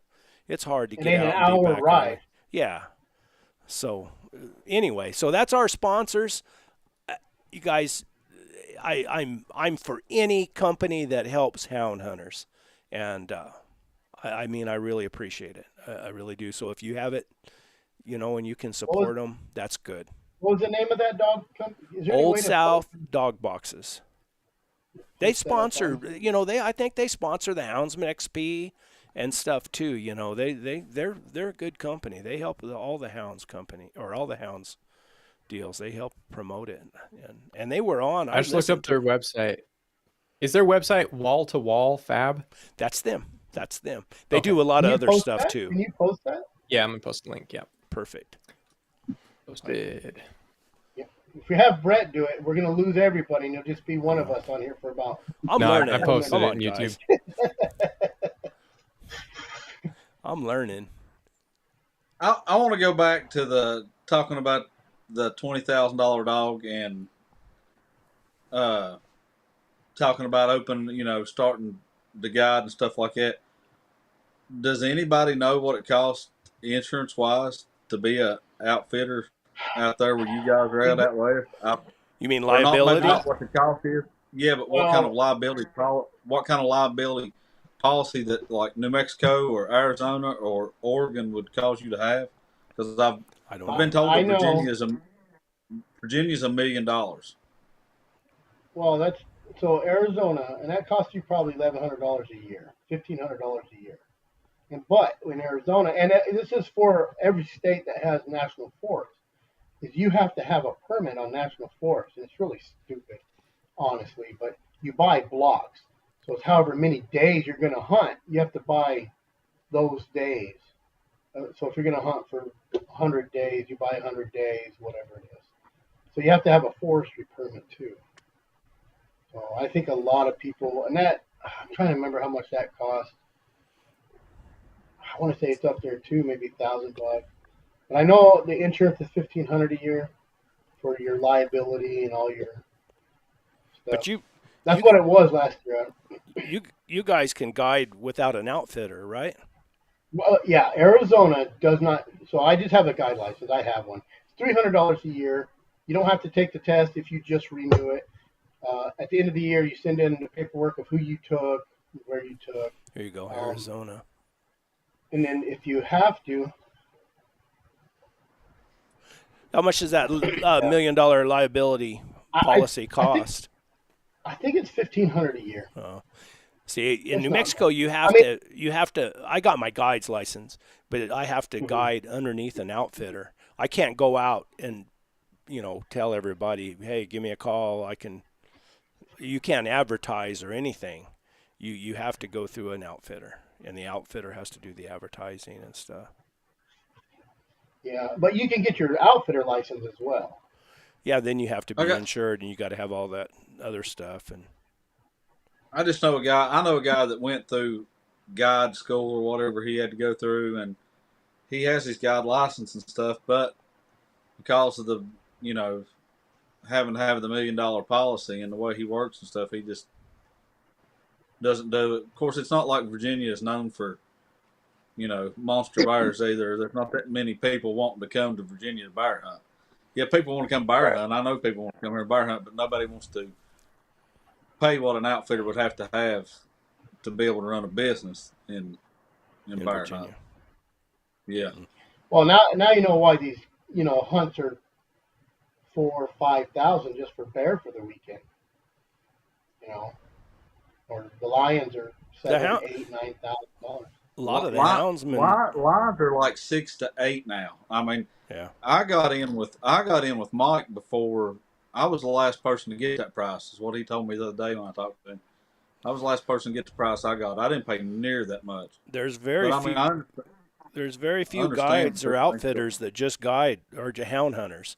They usually, Yeah. they have to pay for their hunt They, for their year by guiding deer and elk hunters, and then the hounds are just something they do because they have a passion for it. Now, or your now I main, think or your now I think Bency, he's one of the only ones that just guides hound hunters. I think, or Now I wondered. I haven't asked him, but I seen like he's advertising the hunt now in Capitan for November for lion and bear. Does he have separate dogs for that? I don't think I don't know for sure, but I don't Vinci think can catch I don't think anything. I don't think he I don't think he feeds any bear dogs. I think he probably has somebody else that has bear dogs. I think all Okay, he because feeds is well, lion hounds. he told me. I mean, no, he's told me that he has another guide that works under him, kind of. So Yeah, he has some help. He has other guys that help him from time to time, whatever. And Most of your outfitters just sub out that hound stuff. yeah, And those guys, exactly. the hound guys, just work under the outfitter, so they don't have to pay all that stuff. Yeah. So them outfitters charge 10 grand. They pay the hound hunter 5 grand. So, Yeah, I don't know what the going rate is anymore. I just always said $5,000-6,000 is what, back when I knew anything about it. But yeah. it's I'm sure like everything else, it goes up. you're looking at minimum of I think of 6 now. I don't think you would find too many outfitters that will do less than 6. I think Mike, what did I tell you the other day, Tammy, that bear and lion combo was? It was 8, I think. I think it was 8,000. I seen he'd posted it. I can't afford to do that. I mean, I busted my butt and saved my money to get to go on the trip that I'm going on. Well, if you So, catch if you're paying 6 or 5 for a lion hunt, and you're already there, and you catch a lion in the first day or two, I bet he'd make a heck of a deal for you to catch a bear, or get a bear too, if you would even want to. I mean, considering that you've probably caught your own bears in Virginia. yeah, if I could catch a red, and I'd be real happy. We got some good I could catch, good color phase I bears could, out here. if I could catch a cinnamon, I would be happy sometime. I want to come out that way. I may not get to do it this fall, but I want to come out and catch a nice cinnamon sometime. Maybe I'll get Chris to take me out sometime. August, October, November, December. But Yeah. you're cooking. I'm gonna tell you that. Well, I'll cook. You run the dogs, and I'll cook.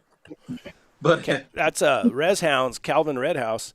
He runs out there on the reservation, and they've got really good color phase bears. I'm sure, don't you, Calvin? They do. There you Arizona is has that some close? good ones. Is that's close to where you hunt at, Chris? That's what he's talking It's about. That's north. red. Yeah, it's Okay. north of me about an hour and a half, 2. go. Can a white man hunt on the I have. res? Yeah, Really? he takes them. Yeah.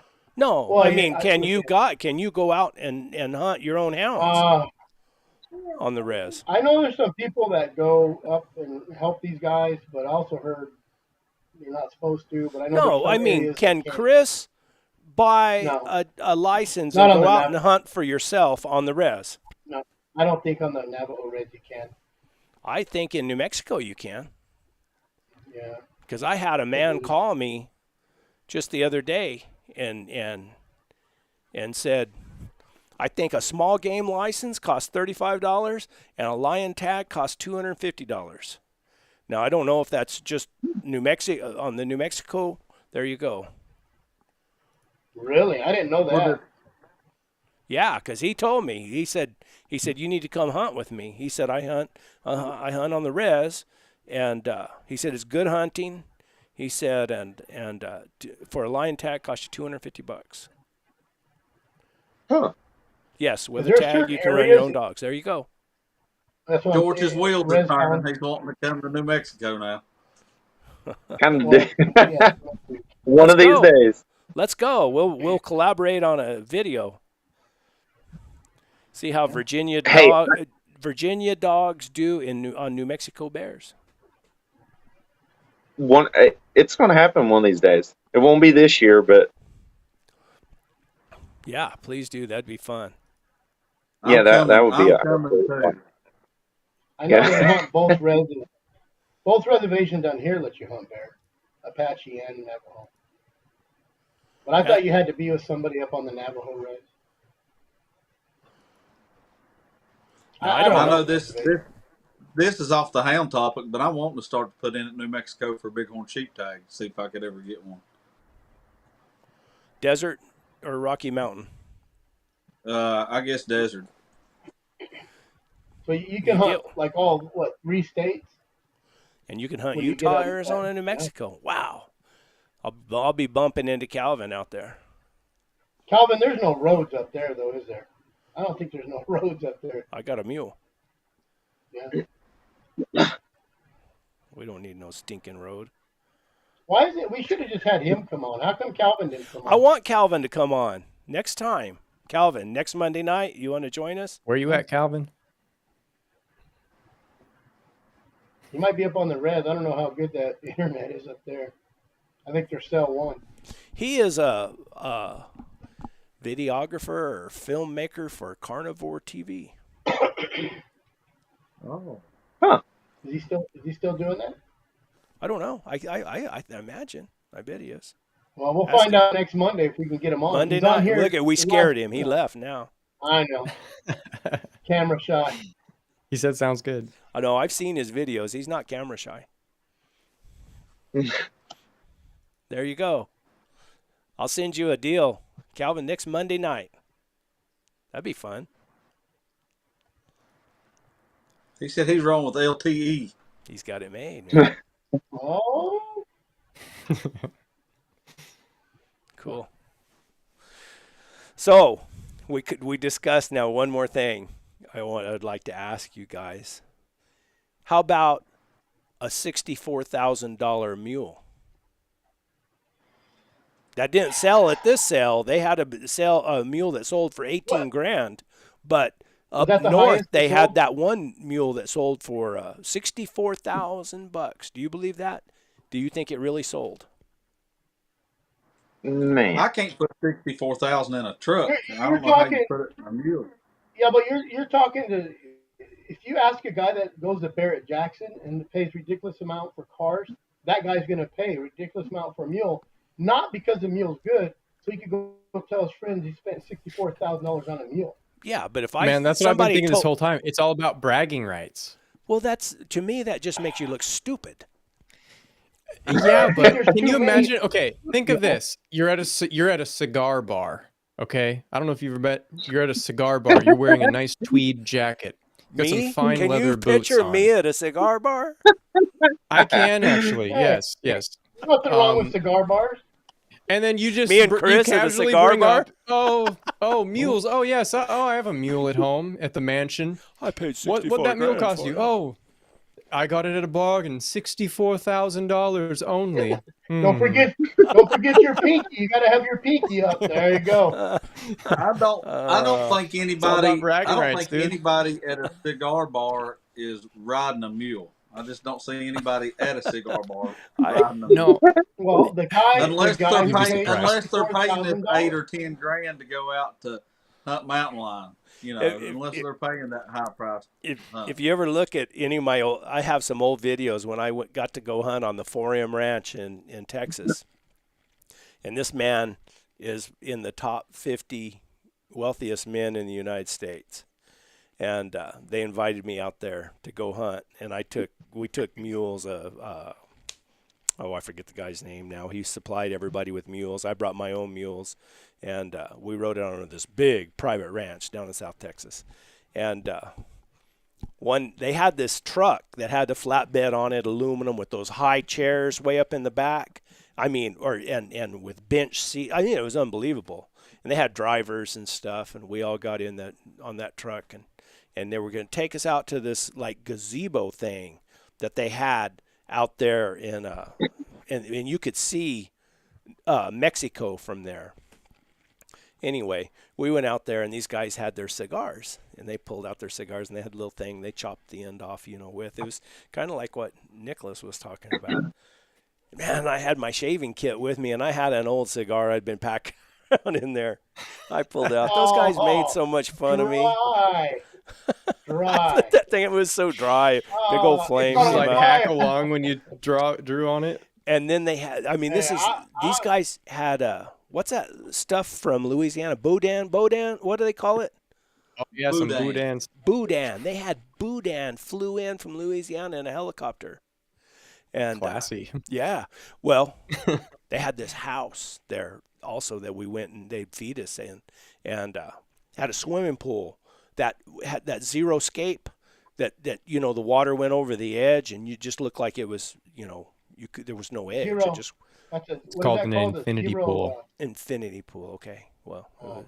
anyway, and this Show house is just like, it was huge, and there's TVs in every single room and even outside. And then it was right over the Pecos River, and the Pecos River flowed right below it. And this guy had a spotlight that was as big as this room, and he could turn it on and just shine up that whole Pecos River bottom. And we were sitting in there one night, and there was probably about, I don't know, 8 or 9 of us there, maybe a little more. And this man came in to sit down to talk to me. I was sitting in the living room, and he came and sat down, and he said, "What do you like to drink?" And because they were all drinking whiskey or whatever. And I said, the only thing I'll ever drink really is a glass of wine every now and then. I said, he said, "Well, what kind of wine do you like?" And I said, "Well, I like a red wine, a Merlot." He said, "Well, come on outside." And we went outside, and you walk down these steps, and in the side of this bluff, they had a wine cellar built into the side of the mountain. And we went in there, and there's these shelves or wine racks and wine. And he's looking and looking. He said, "I cannot believe I don't have a Merlot in here." He said, "I just can't believe it." And so he didn't have any wine. The next night, we're sitting there at the house. We went to eat every night at their house. And he came in and sat down next to me, and he had a bottle of wine and a glass, and he poured it to me. He said, "This was voted the #1 Merlot in 1988 or something like that." He said, "There's only one thing I ask you." And I said, "What's that?" He said, "That you let me have one glass of it." And he had that bottle of Merlot flew in. So it was kind of amazing. I felt pretty special there for a little while. That's pretty cool. I didn't catch a lion. They sent me home. So, Oh, man. but it was an experience. I'd never been around money like that. Never. I mean, but those guys like that, it's nothing. They do whatever they want to do. I thought Brett had money like that. Me? Yeah. Yeah. I just pretend I'm poor. How you do it. How you do it. I've lived cheap all my life just so I could have some freedom.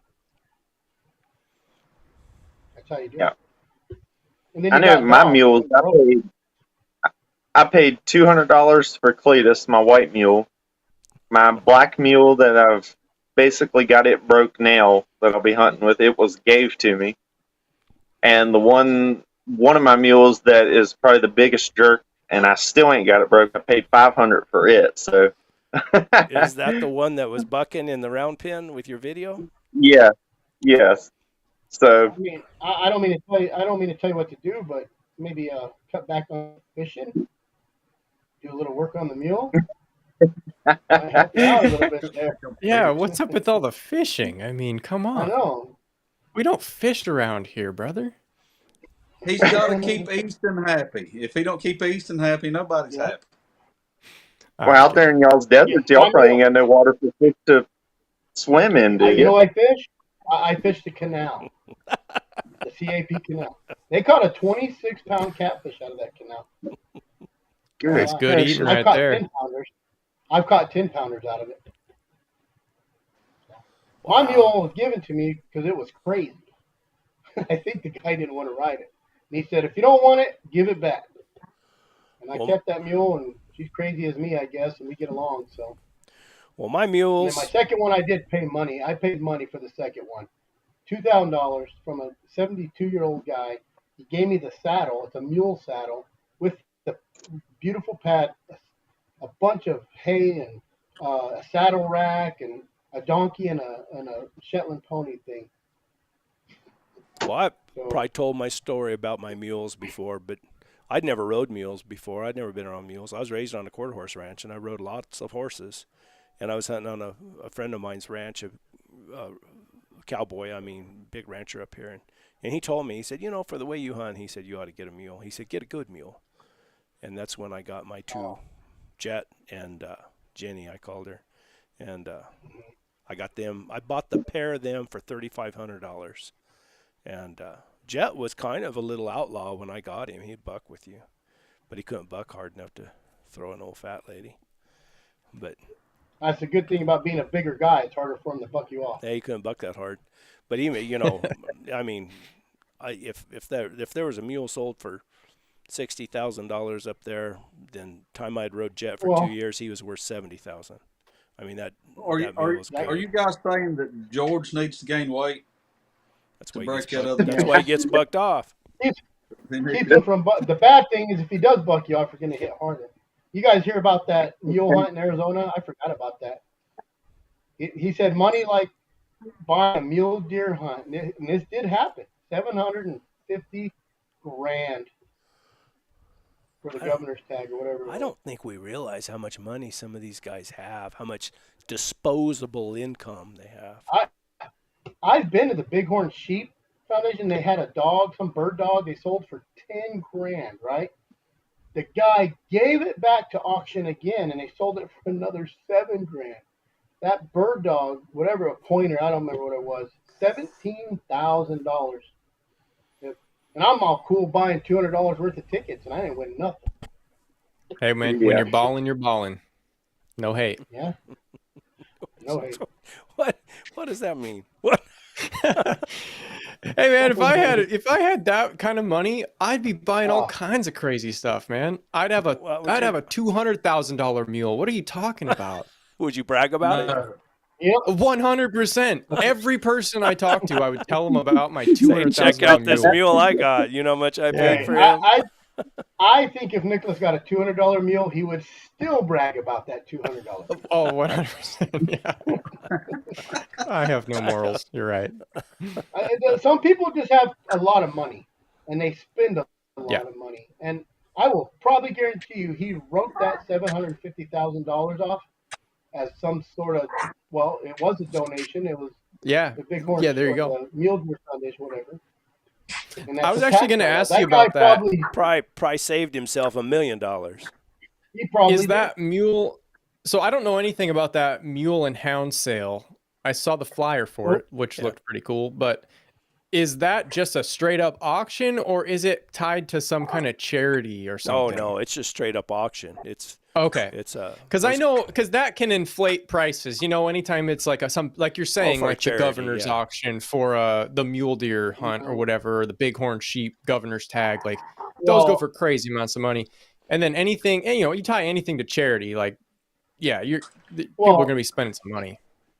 even on a horse auction thing, even on a horse auction, they'll do a registered horse auction. we got Some two of them horse slickies here. auctions aren't even. Maybe. Did you see that beard? That beard comment? Yeah, I was reading that comment. Well, when you go bucking I in the never air, thought that's it probably the makes you trick. less aerodynamic, so they can't buck as fast. Well, aerodynamic or cushion. I mean, if you got it big enough, you can use it for a face shield. Yeah. You can tie one end of you can tie your beard to the saddle horn so that you don't, Yeah. like lose your mule. So you don't get too high. That's There probably you what go. I I'm would trying do. to get mine long. No, but the high selling mule at that sale was I think 18,000. But tie hair is is the one who sold that mule. And I tell you what, now Ty Hare's a cowboy. Now he can ride the hair off of one. Was that sale this weekend too? Oh, it was, right? This past 21st, weekend. 22nd. Yeah, it was just last weekend, just Friday and Saturday. I think they sold the Well, dogs Friday night and then did the mules on Saturday. Well, did Mike take some mules up there? Because I I seen he think- had some pictures of some mules. I think he sold some mules through it. I don't know, You know, if they sold or those He what. guys like- he had pictures of a really pretty flashy mule, what I call a flashy mule. It had chrome, white socks on it. Really, I think it was like a bay colored or sorrel colored with white socks on it. It was a pretty mule that he had on there. Yeah. And those mules that people like Mike ride are broke. That's all they do all day long is ride a mule. Those mules Well, I know mean, how to he's gotta- handle everything. He got to have broke mules for people like me to come ride. And they're broke. 'Cause I used to ride horses, but I've not rode horses that much, And I know he's got people that come that are a whole lot, Do you know more green around do you know- equine than I am. Do you know where Mike rode his first mule? Probably one of yours, wasn't it? With me, yeah.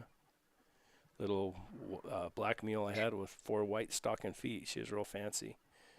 And Well, I bet she was pretty. fell off of her. It's because we let the cinch get loose, and we were running chasing a bear up a canyon, and saddle rolled on him. Was he really young at that time? Yeah, he's just Was a he- kid. Just a kid. So- Good kid. He's Just a good He's kid. just a young guy. He's just a young guy now. Yeah, he was real young then. I mean, real young. But he was ate up with desire. Man, I tell you what, that kid, I'd call him and say, where you at? He said, well, I've been out here in the pecan fields. I couldn't sleep, he said, so he'd go out there and run raccoons with his dogs and hunt all night long, just always hunting, always doing something. And he had kids, and he hasn't slowed down yet. No, I think he has slowed down a bit. And then he did things right. He got with Orville Fletcher, and he hauled Orville around to hunt. And Orville was as knowledgeable a lion hunter as anybody in the country. And I think he got a really good education there. He can catch them. Yes, he catches. He's as successful as anybody around now, I think. That's hard. So, but anything else, guys? What's going on? Any? I keep getting comments on my. You guys go subscribe to our channels. We're all content creators. Big time YouTubers. That's right. Got to dress it up here, Brett. Yeah. Big time YouTubers who use Onyx. Onyx Maps. Longtime And the Onyx dog user right here. What's that dog box company? You need to pop that up there on the. Old South. South. Old I South. thought you were gonna pop that on the screen there. I don't have. I need to get their. Another thing that I got was I wrote an email there, and there's a pad, a saddle pad that I absolutely love, and a friend of mine, Josh Rainwater, gave me one when he came down and hunted with me, and man, I found the tag on it. I said, I got to find this company, and it's got panels in it, and it lifts your mules back, or lifts your saddle off your mule's back really good, and then it spans that backbone, and it's got a coarse material on top of it. And I'm sure if you guys have rode in hilly country and that saddle gets to rocking back and forth, it'll walk that pad right out from underneath your saddle. Mm-hmm. Your cinch gets a little bit loose, and pretty soon it'll walk. It doesn't happen with this pad because of that coarse thing. And I wrote him an email and said, I really like your pad. I got this YouTube channel, and this is what I do. And they sent me a free one. So it's named Skitto, Skito. Really good company. Not Skippo. Not Skibbo. I always call them Skippo, but it's Skitto. Skito. Josh Rainwater, he's a big built dude, ain't he? I mean, he's He's a pretty good sized a guy. big man. Nice guy. Real nice guy. I think he hunted with Mike last year. I mean, I've Yeah, seen pictures I took him of hunting. him. Him and I hunted for a long time together, and I told him I couldn't catch him a lion, and I said, I'm having a hard time. I said, you need to go hunt with Mike. He'll get you a lion, and sure enough, he got him a lion. So, George, when's your next video coming out? Smith wants to know. If okay, I see. Yeah, if I No can get it pressure. uploaded tonight, yeah.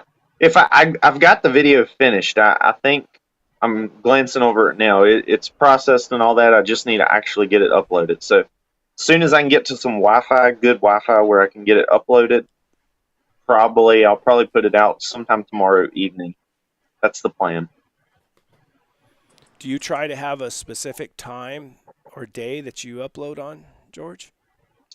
So I've went back and looked at my analytics, and basically going by that, almost all my days have come up now to almost identical. Good. Sunday used to be the day, but now it's Sunday, Monday, Tuesday, Wednesday, um, and then I think Thursday. Friday is probably my less. I don't get as many viewers on Friday evenings, but other than that, everything else is pretty consistent. So,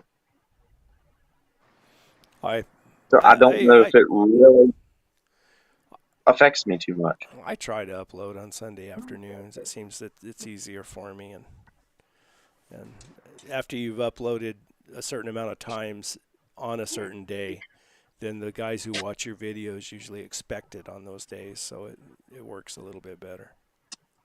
My goal is always Sunday. It just never. Yeah. Sometimes it works, sometimes it don't. But my goal is always Sunday because Mondays I usually try to keep open for basically getting the week ready, getting trailers pulled around or whatever. I got Fishing. tons and tons of old Fishing. video. Old video that, see, I started carrying a video camera with me for forever ago, back 2012, 2011, and videoed a lot of stuff, but it's just random. It's so, a lot of, me saying where I'm going, what I'm doing, and then during the day maybe just some thoughts, or me just taking notes instead of writing a note saying blah blah blah. I'll say, oh, okay, I need to remember next time to bring whatever, beef jerky or something, just trying to as a reminder. And then I would a recap on my way in. I would say what the dogs did and where I went, how many miles I rode, and everything like that. So I mean, and I've had guys say that I should make those videos and post them, but gosh dang, they're so boring, really. They're even boring. They're boring for me to look at. When you got any videos coming out, Brett? I mean, I mean, you're the full timer. well, I'm retired. Good night. Thanks for coming. Me and him talk on the telephone. Well, gosh darn it. I've had a hard time. I can't, like I said before, I can't get out because my wife was there when the doctor told me that I shouldn't get out of socket. And then, but we've speeded up the process. I go in Thursday and Friday for, they just called me this afternoon. So I go in and get some tests done, and then another deal on Monday. And so hopefully they get everything fixed and they tell me, you're a free man, go. So I feel good. I mean, I don't feel bad. I feel like I could go anywhere. But What about you, Jonathan? What you cooking up? What you cooking up next week? Cornish I've game got some hens. Cornish game hens. I've got some Cornish hens recorded. It's probably boring, pretty simple, straightforward, but man, they were so good. They were juicy. They were good. I didn't put a high dollar rub on them. I bought a cheap rub at Walmart, and I'll tell you what it is in the video. And man, they were so good. I mean, I ate every ounce of meat off that bird. I mean, it was so good. I didn't even fix anything to go with it. I fixed Oh Tammy my God. ear corn to go with hers because all she'll eat's the white meat off of them. But I mean, they were so good. Yeah, that's enough. I That's saw the enough. photo. They looked I'm awesome. done. I'm done with that guy talking about food already. Well, I'm going to do some. I'm going to do some beef tallow real soon too. I've got Yeah. my buddy that owns the barbecue restaurant. The briskets he's fixed. He's going to start this week saving me the extra fat he trims off the briskets, and we're going to Hmm. make some beef tallow. What are you gonna do with that tallow? I'm probably just going to keep it. I don't think I'll make any soap out of it. I'd like to maybe make some Make some soap at some soap. Make time. some soap. You guys Little bat. don't nobody leave yet. I got a surprise. Oh, we got 47, 49. Got a Yeah. surprise. I got a I run surprise. them out. What? I'm running them out. Talking No, about food. They're all no. It's just. Yeah, they're going to the eat. I was going to play that. You think I ought to play that song at the end of this deal? Let everybody listen to it. Yeah. Since we talked about lion hunting and dry ground lion hounds and old time lion hunters. Who's that? Mike Leonard. Mike Leonard song. Let's What do about it. you, Nicholas? You got any hunting videos? No real hunting videos. Nope. Are I you allowed to published hunt all there my right now? footage from the Or are you last shut down? season. So, what? Are you shut down right now for hunting? Yeah, and it's too hot and dry. I know that sounds crazy to you guys, but yeah, my Hey, dogs are I'm in calibrated to like Arizona. 50-degree weather. So yeah, it's too hot for my dogs right now, so we're not really running at all.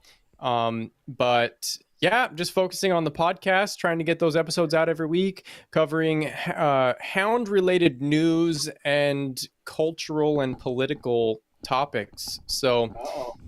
yeah, trying to keep houndsmen in the conversation. So it is. When's the new I got When's the new podcast going to be loaded on YouTube? You just uploaded it, Well, didn't you? yeah, it actually went live today. I had some technical problems yesterday, but yeah, it's live on YouTube now. So I talked about that whole debacle with Weyerhaeuser kicking hound hunters off their permit properties, which is just another,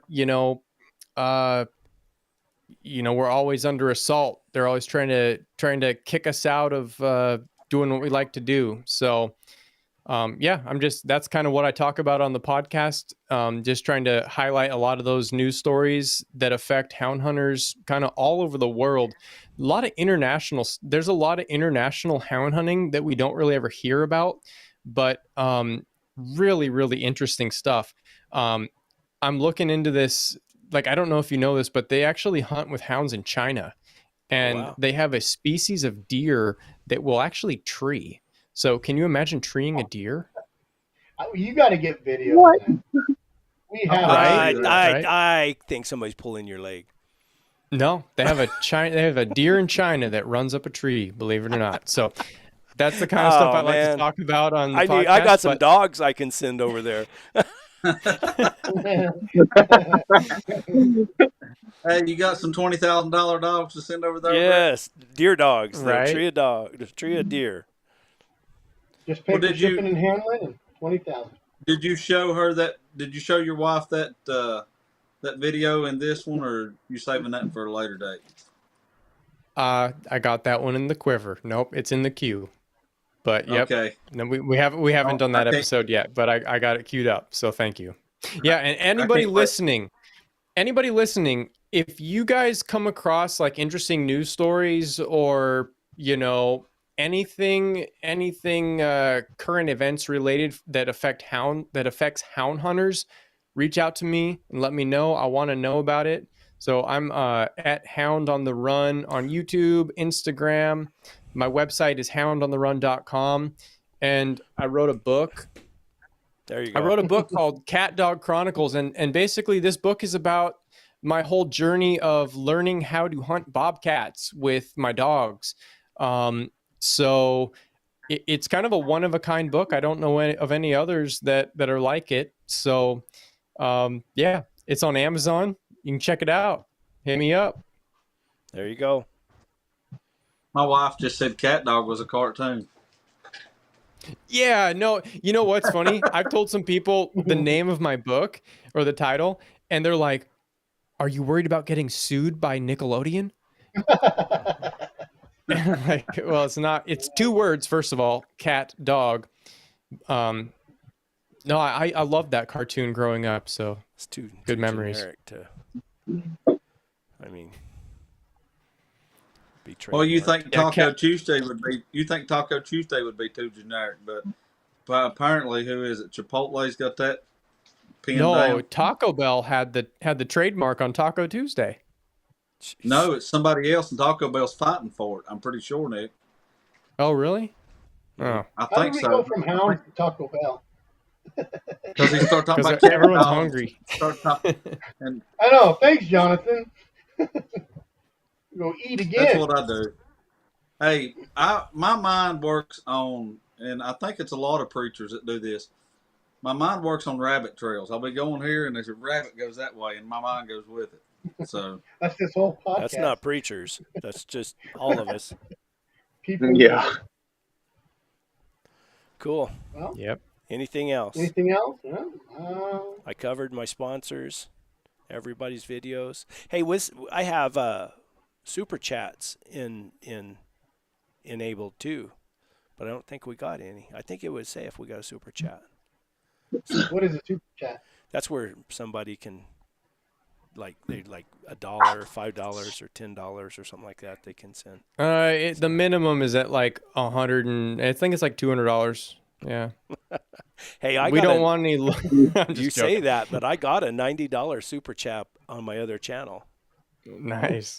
Cody Keene gave me a $90 super chat a long time ago. Maybe, Awesome. maybe you should post that picture of my soap picture. You're what? My soap picture. Then we'll get some super chats. post I mean, we went the whole time without it. Where's post it the at? soap picture. Tell them it's not coming down till we get a X amount of dollars. Yeah. Throw Don't drop it. Throw $100 super Where's chat it out there. at? And just some soap. Where's it at? Where did I put it? I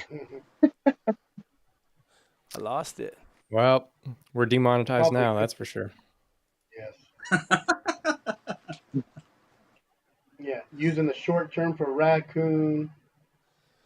I know. I think we should just start saying spoon. I don't think Yeah, it we was go said but about spoon hunting. Let's just say trash panda from now on. Spoon hound. Yeah. Sorry, I'm sure guys. I can't find it. I started messing with all this. I figured out how to. Maybe we should play not in a small town. Now. Okay. I can't find his picture.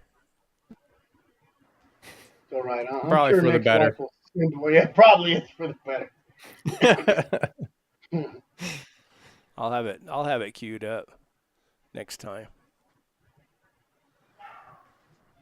Well, if anybody has a $20,000 dog or a $64,000 mule, send us a picture of it. Come on the live stream. Yeah. Tell us why you spent $64,000. Let us interrogate you about why you spent $20,000 on a dog.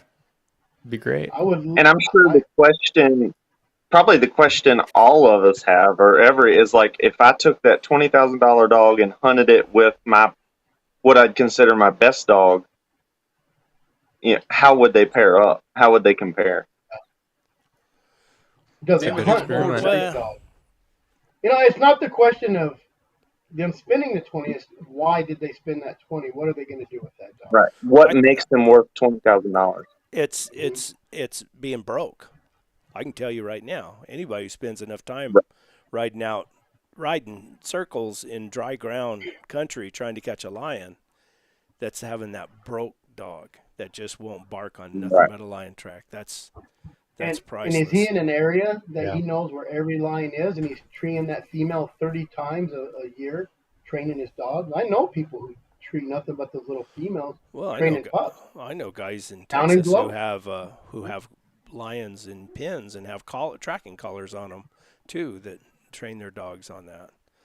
But I mean, I think with the Derringers, I think besides catching lots of lions, I think they're good dog men. I mean, they're just good. Hey, Timothy said he sent $100 not to see it. See how this is working out? Steve Lithgow, Way Cool Kennel still around? No, Chuck. Yeah, he doesn't have anything to do with hounds anymore. Got smart. That was from way back in the old days, Chuck. Way cool kennels. He had a bulletin board, but back before Facebook or anything, we used to get on bulletin boards. We had the big game houndsman, of course, I remember and that one. then we had Bruce Kennedy's the old shade tree. That was the old one that everybody hung out in. It's called the old shade tree, and then Didn't Buddy buy out Big Game Houndsman? yeah, it went to somebody else after Bruce Kennedy, and then Bruce Kennedy sold. See, we had a lion hunters kind of rendezvous there in Silver City back in about 1995, something like that, 96. Chuck might know. And there was a lot of Terrell Shelley was there. Who else was there? Of course, Bruce and Terrell were good. Bruce Kennedy and Terrell were good friends. Steve Smith might have been there. But that was a long time ago. Long time ago. Let's see. What else do we got going on here? Smith's Tree, talking big money raccoon Did I ever hounds tell you? are being used to hunt thousands of dollars of a truck every week somewhere. That's true. Those competition coon hounds. That's a whole raccoon hounds. That's a whole new world. Oh yeah. Exactly. A finished guys. dog. A finished dog. A truly finished dog. That's the difference. Truly finished. Did I tell you all, guys? I think I did about the Jack Russell. It was $10,000. It was supposed to be a finished squirrel dog, a finished coon dog, a finished bear dog. $10,000 for a Jack Russell. Wow. As long as he trees And and trails. and Right? They swore by him. This was on a. I seen it a couple years ago on some internet page. I was just researching stuff and it popped up and I looked at it and they had different dogs priced on there. And they had some dogs that they told them that they had got them out of shelters and got them out and worked with them and trained them to hunt. But this dog was supposed to be more or less almost like Scruffy. He was supposed to be a do-all dog and they wanted $10,000 for him as a Jack Russell. I got one of my best dry ground line dogs out of a shelter. I think with the dry ground lion hounds, I think you've got to really put things in perspective. And I think this is something that, Cody King has good dogs. I mean, Cody King catches a ton of bobcats. And he's caught some lions, but he'll tell you just as much as anybody that lion hunting is a whole new ball game. I mean, so you've got to put in perspective the game that you're after. What are the habits of a lion, and what's the density, the population density? I mean, you got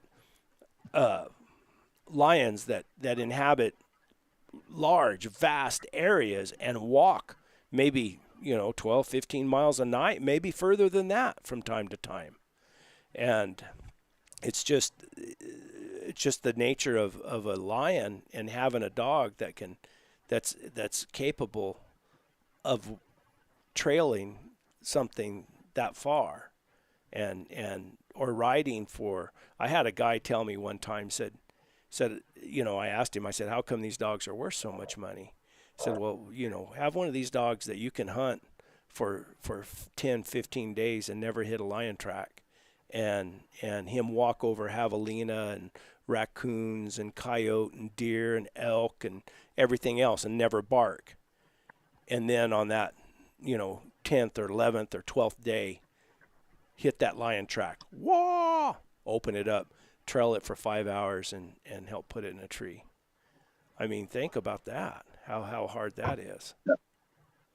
I mean, A lot of training goes behind that. Lots and a lot of lots hours. lot of miles. So if you take that 7-year-old dog that you got $20,000 for, and you're to get him to that point, man, you might only be working for about $8 an hour.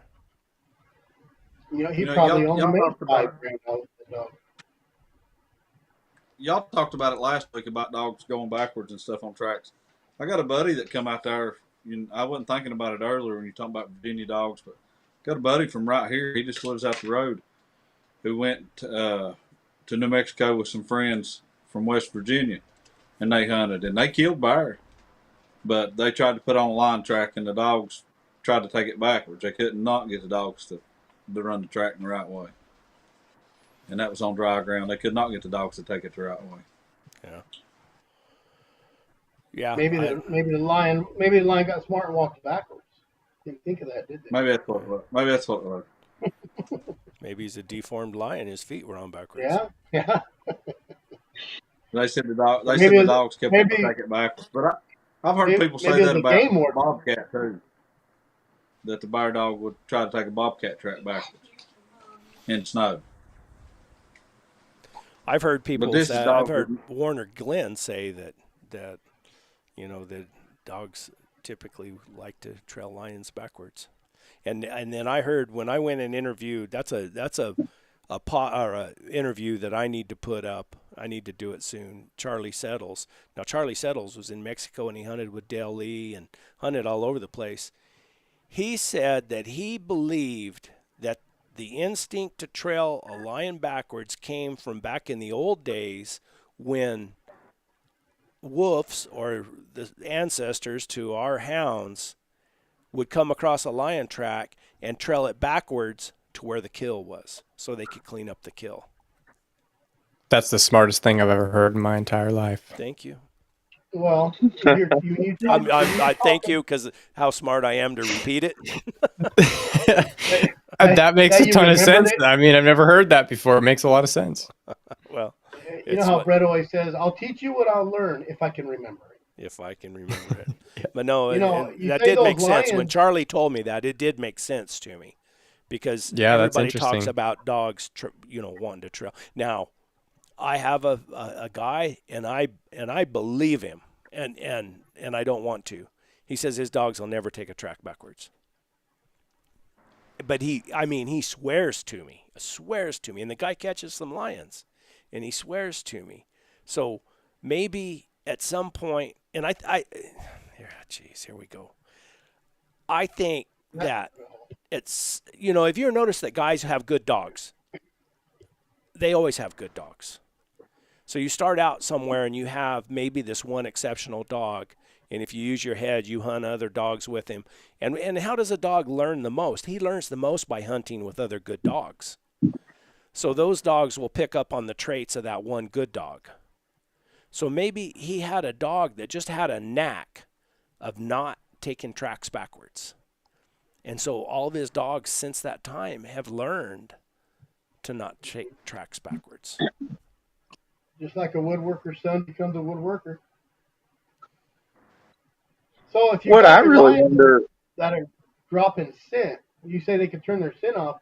What if that lion's walking along trying to leave his scent, and then hears the dog, and then starts shedding that scent, shutting it down, Just start walking a sneaking. little bit. Start sneaking. So then the scent's going to be stronger backwards, right? Maybe. You're saying like he can spray out extra scent to throw him off. Yeah. No, when you got a lion walking through, say a female, she wants to attract a male, or a male wants to attract a Oh, female, yeah. so they're going to be glanded up.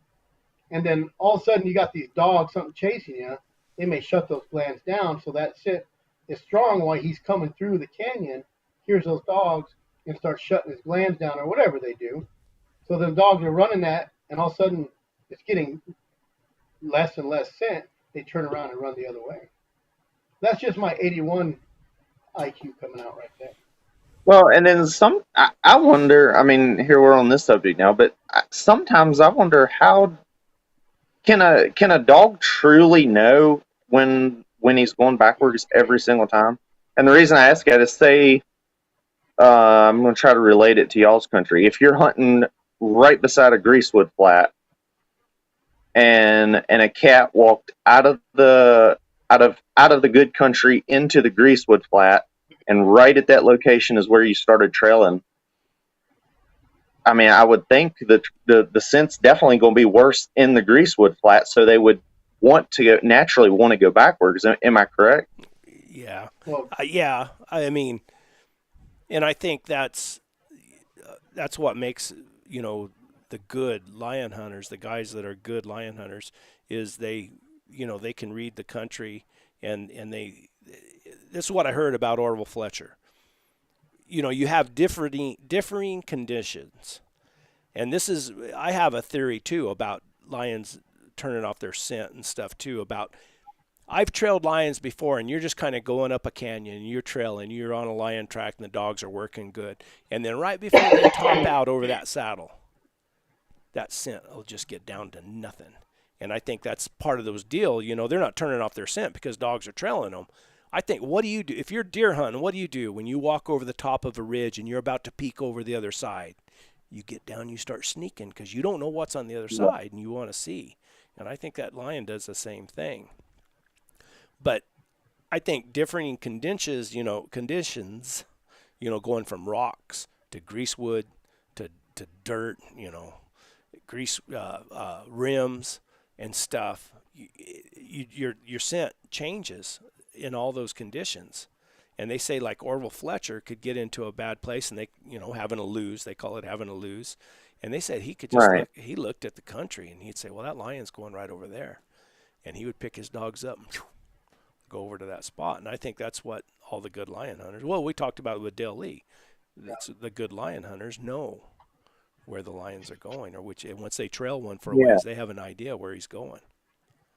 But That's what I know with my bear hounds. I don't know the exact, but like I say, they're never 100% the right way every time. Yeah. They hit the track, they check it, whichever side they get the best scent for that initial 50, 100 yards. Usually they're going to pick that way and go with it. Whether it's something in the terrain that made that scent better that way, or maybe the bear spent more time setting in one place on that side. Yeah. Or for something. whatever reason. Yeah. Right. But cool. Yeah. I don't know. I always try to pretend that I know what I'm doing, and I've guessed a lot, say, oh, that lion's going over there. Well, if you get lucky, you can find that track. Point you which way it's going. Right. Find the track, and then I've talked to so many guys that say you got to find that track. And if you trail far enough, you should be able to find that track somewhere. Yeah. Ideally. So. Well, guys, Good stuff, guys. I think it was a good session.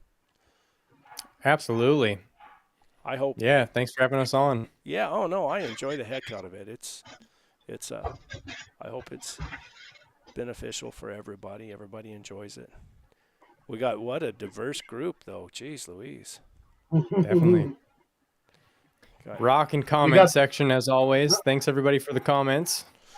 We got the cool guy with the beards, and then these other guys. We got the slickies. Yeah. Hey, Nick, I noticed that the thumbnail was, we were kind of spaced out by facial hair. Did you notice that? Oh. Did he separate us to kind of blend it in? Oh, he did. Okay, well, I did not make the thumbnail. My wife made the thumbnail because she's awesome. She did a good job. I'm trying to pull it up. Yeah, I guess she did alternate beard, no beard, beard, no beard, beard. It's that design eye. I can't explain it. Why my brain picked up on that, but that was the first thing I picked up on was alternation of the beards and no beards. It's very balanced that way. Got to keep the feng shui happening. The feng shui. There you go. Oh, me. Guys, all right, I got to get out of here. Let's let Mike Leonard serenade us out of here since we've been talking about old-time lion hunters. Here you go. Guys, y'all have a good one. You too. Hey, thank you. At the first bench below that rim rock, I stop my horse and listen, I can't see a falling sound off in the distance. How ghostly it seems to call to me. I press on to lower country. In the distance I see a lonely tree. And the sound I've been hearing, ghostly hounds are calling me. Old sycamore there by the river, I'm drawn there and I can't wait. Their tree there by the river, I spur on, I can't wait. I hear strange voices and the tree bark of hounds from long ago. As I dismount, a dusty group of riders appear from the shadows. Chaps and boots and Stetsons, and some from long, long ago. One among the riders steps forward, sticks out his hand to shake, and as he did, says, "It took you long enough to get here, pard." And then he winked and grinned and said, "Ah, but we knew this was a tree you were going to make." He then said, "Welcome to Blue River. By the way, my name's Clell. Lots of the other boys beat you here to the tree, pard. Here's some of my brothers, Arthur, Ernest, Vincent, and Dale. In fact, the boys that have trailed in here are just too many to recall. 'Cause when I got here, I found old man Lilly. You know, he's sort of the father of us all. Other names he rattled off, but I was in a daze. Giles and George, Frank C., Marvin, Ted, Workman just got here, Johnny. It seemed he went on for half the day. Yep, they all traded in here at one time or another, but we're still missing a few. Where's Warner, Hendricks, Clump, and Smith? Missing Justin and Billy, just to mention a few. Oh, there's plenty of room here at our fire. Still waiting here on Charlie, Scott, Sam. Look here, I believe there's a place for Brett and you." "Me?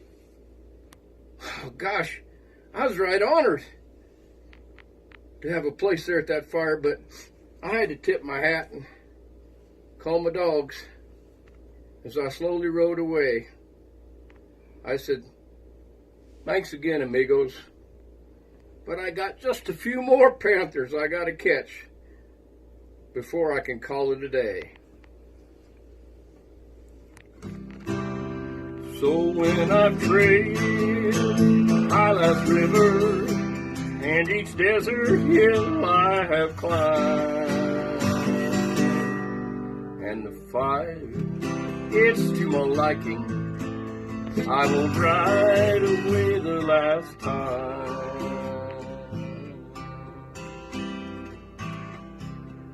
Wiley Carroll,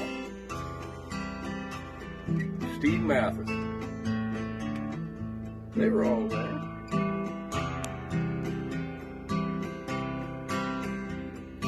Charlie Leaderface, he's going to drift in. Leon Cox. Well, there's old Charlie Tant.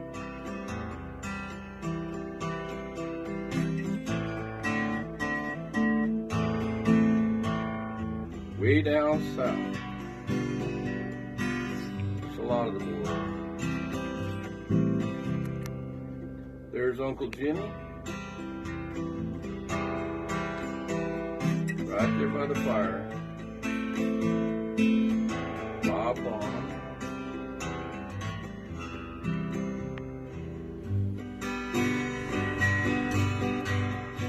Ted Ferguson, Donnie Hunt,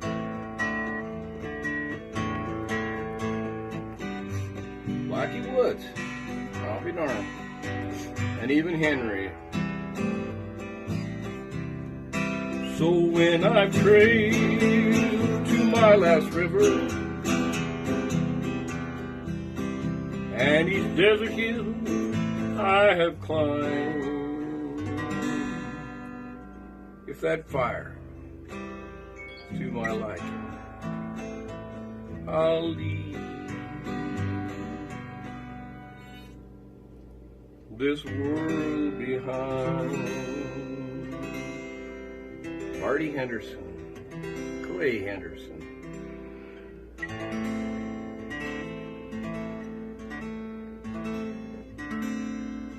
Dub Evans, Graves Evans.